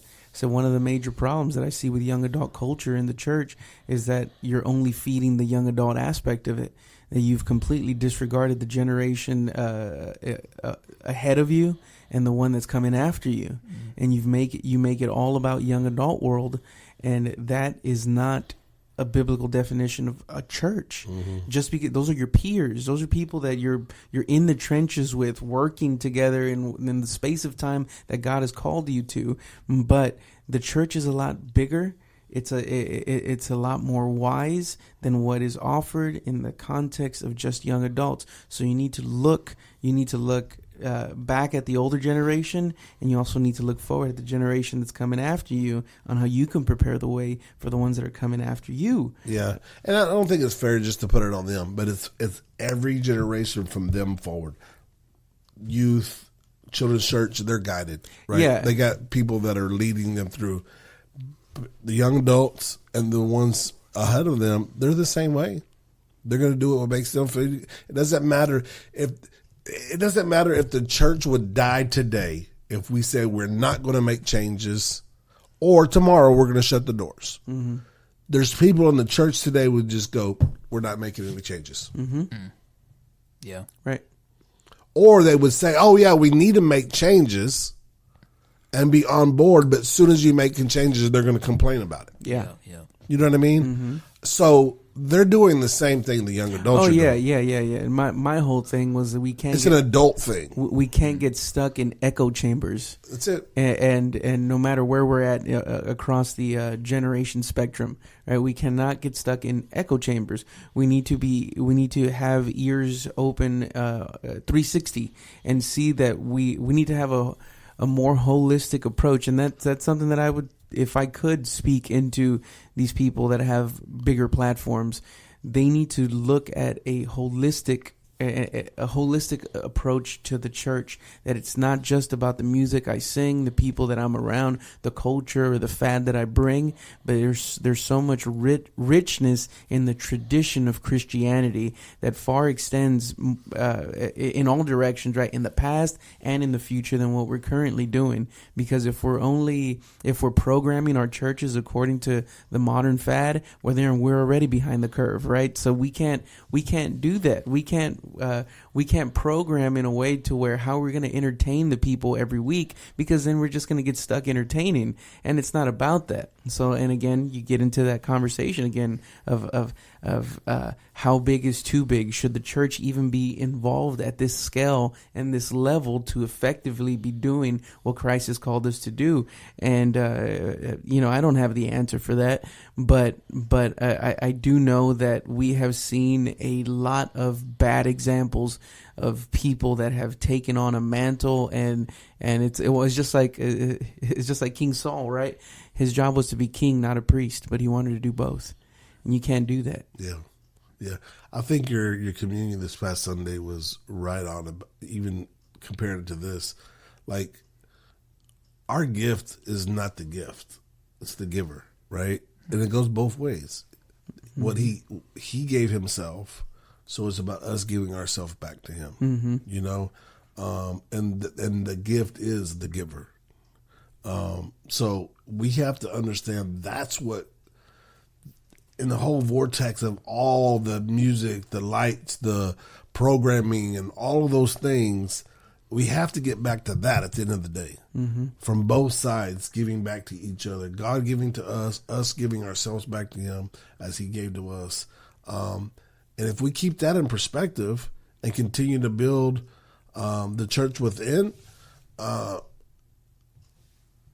we get in trouble is we try to take an outsider approach to build the church instead of taking an inside approach to building the church. Yeah, right? And we're completely, we're completely nullifying the model that was prescribed by Jesus. His model was not to go out there and to make a gigantic church with a whole bunch of interesting marketing tactics. He focused on a few individuals, and those individuals turn the world upside down, the scripture says, right? Yeah. And it's that 1v1 personal time. I get to know you. I might not be able to be preaching in front of 10,000 people or 100,000 people, but that wasn't Christ's model, because he knew what the effect of if I can just touch one person. Okay, let me play the other side of that. Not that I necessarily believe that, but it just popped in my head. So what do? Do you close your doors? Do you say, "Dot, you're 1001, we can't do that"? You know what I mean? Yeah. If your ministry is thriving, like, okay, everybody after you, go to that room. You know what I mean? Yeah. Like, you have another pastor over there, but no. I came to be a part of this. Right. Well, in that, I think it's whenever that's our pursuit is whenever we get into problems. If it happens, well, then you take it as this is what God is doing. God is doing this here. But whenever our weekly pursuit is to gain another 100, to gain another 1,000 by year end or by this quarter, and whenever it's our pursuit to grow, I think is whenever we start not making the main thing anymore. Yeah, we need to go out there and love the kingdom. The kingdom is going to grow, because when we are doing the kingdom work, it will grow. So I think it's maybe more of a fallacy to say at this number we can no longer be effective. That's not what I'm saying. But what I am saying is that whenever church growth in and of itself becomes the pursuit of the church or making the brand bigger, we're already in the danger zone. We've already lost our way as a church and as a society, and we need to draw it back and always make sure that we understand that God first and foremost was always about the people and touching the people and transforming the life of one. And if we can do that enough times and we can disciple people, then they'll replicate that. Right. And then now you have a whole bunch of people. We cannot forget that as a pastor. And if I think about, a future in pastoring, I know that I would feel certain, as far as right now, right? I'm speaking with a very limited scope right now, but I know that I would feel a certain way if I didn't know the members of my church and when they were coming into the door. If I didn't even have one little personal story that I can reference with them and their kids, or at but a then cookout. we couldn't even take this church. Like, either one of us, we couldn't. You know what I mean? And I know that it's a little bit harder for you because you're kind of separated from a lot of the adult ministry. So but like it's hard, man, because we're talking about. I'm like, I know them, but I don't know them. Yeah. You know what I mean? And let me continue to play devil's advocate to that point. So we always say, somebody gets sick. Well, God gave us doctors. Okay. We're talking about, not using some of the modern day things to grow the church.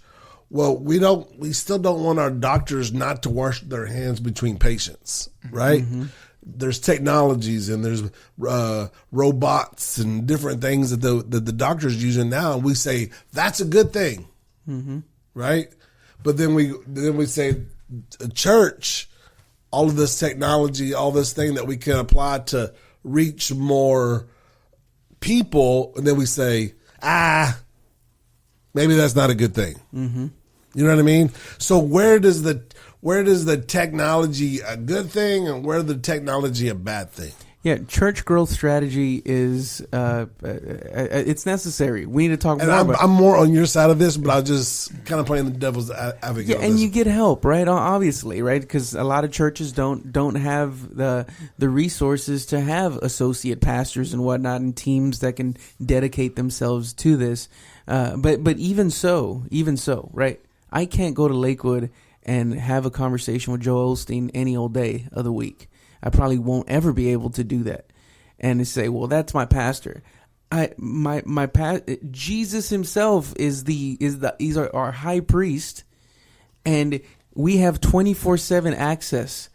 Now, Jesus being the top shepherd, there's nobody greater. Nobody will ever rival this shepherd, this pastor that we have.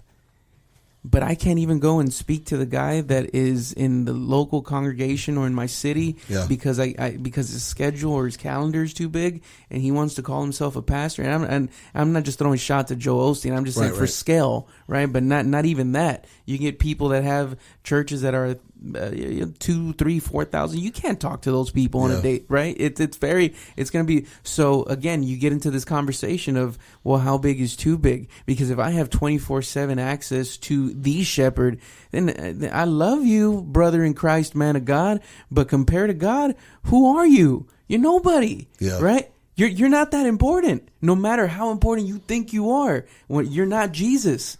And if I have access to Jesus, why can't I speak to you? Yeah, that's good. This is where I draw the line. We see how many. I know you might get the same emails, but I get 5 emails out of 7 days of the next church growth conference. You know, I mean, it's just like there's one every day of the week almost. Yeah. So we're asking our pastors to go attend all of these church growth conferences, but where is the conference for the pastor? Where is the conference for the pastor to go grow? Yeah. It said Elam Church on March. There it is right there.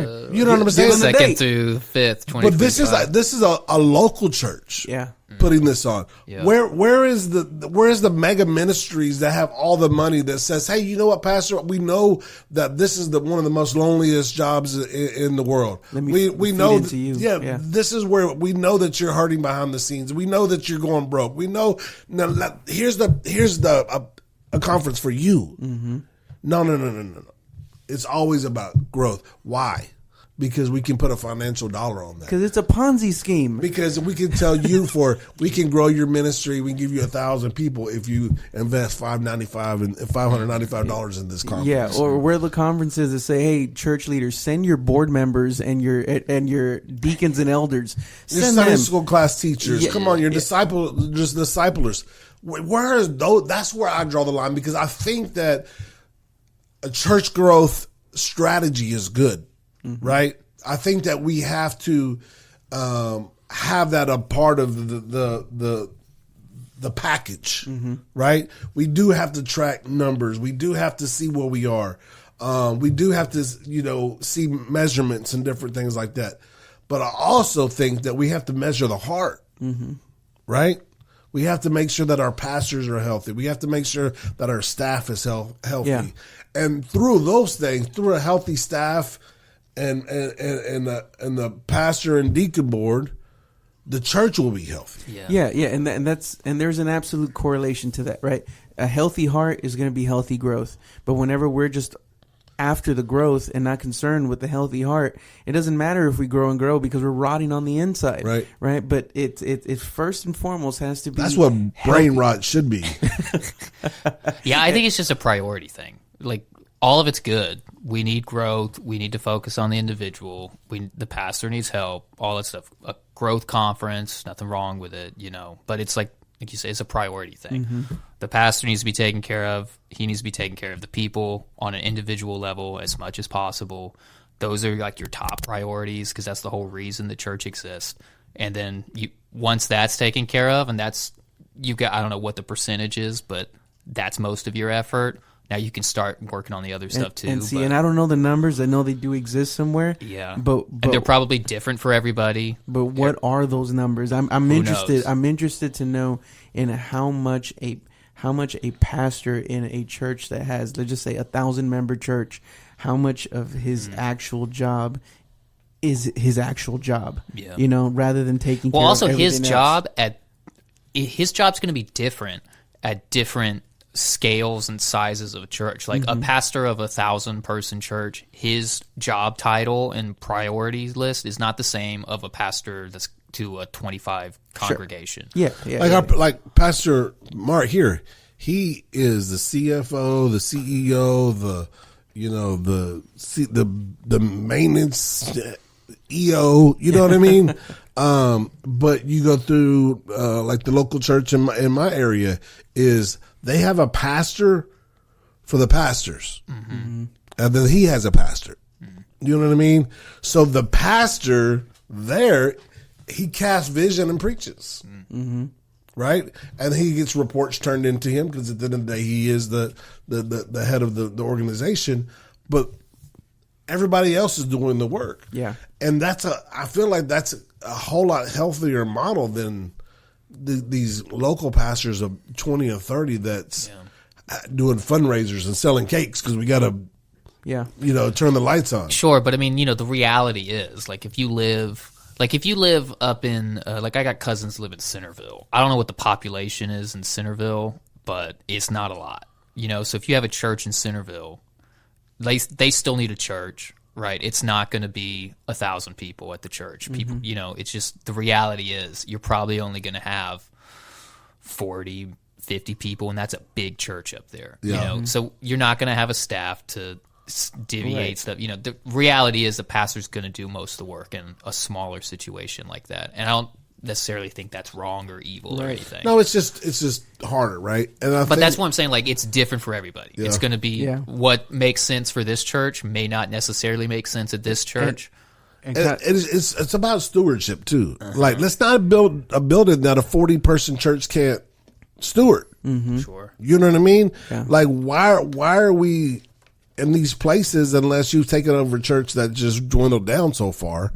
But why are we trying to finance something that we can't finance? Yeah, and it's all about also managing expectations, right? Because in the Centerville example, right, even the music that's coming out, which kind of what we're talking about, right? The music that's coming out.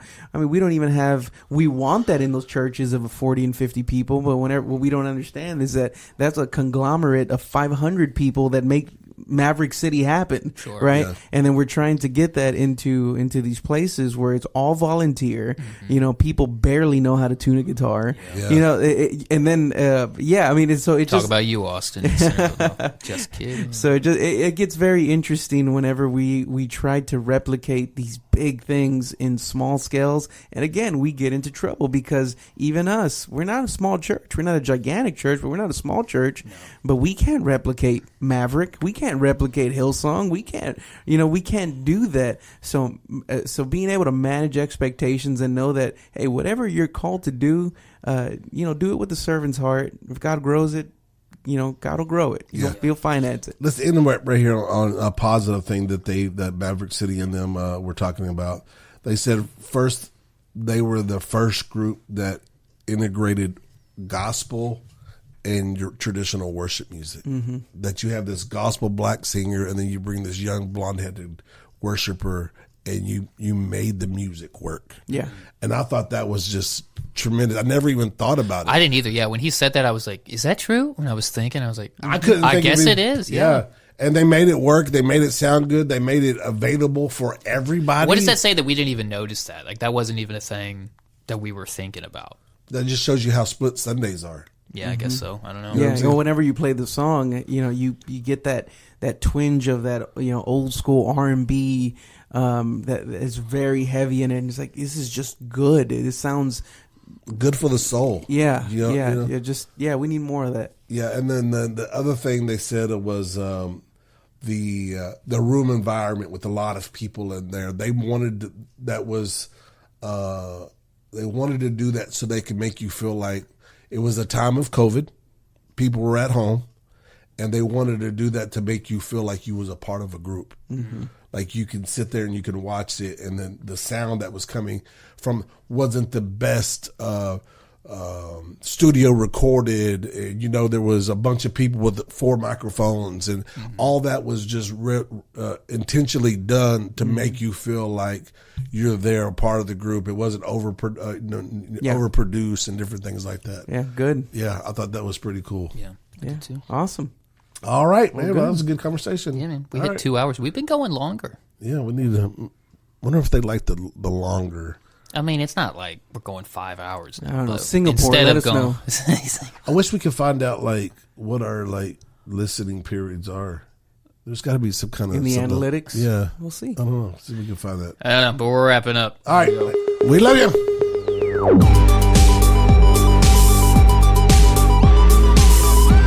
This is the Refuge Project.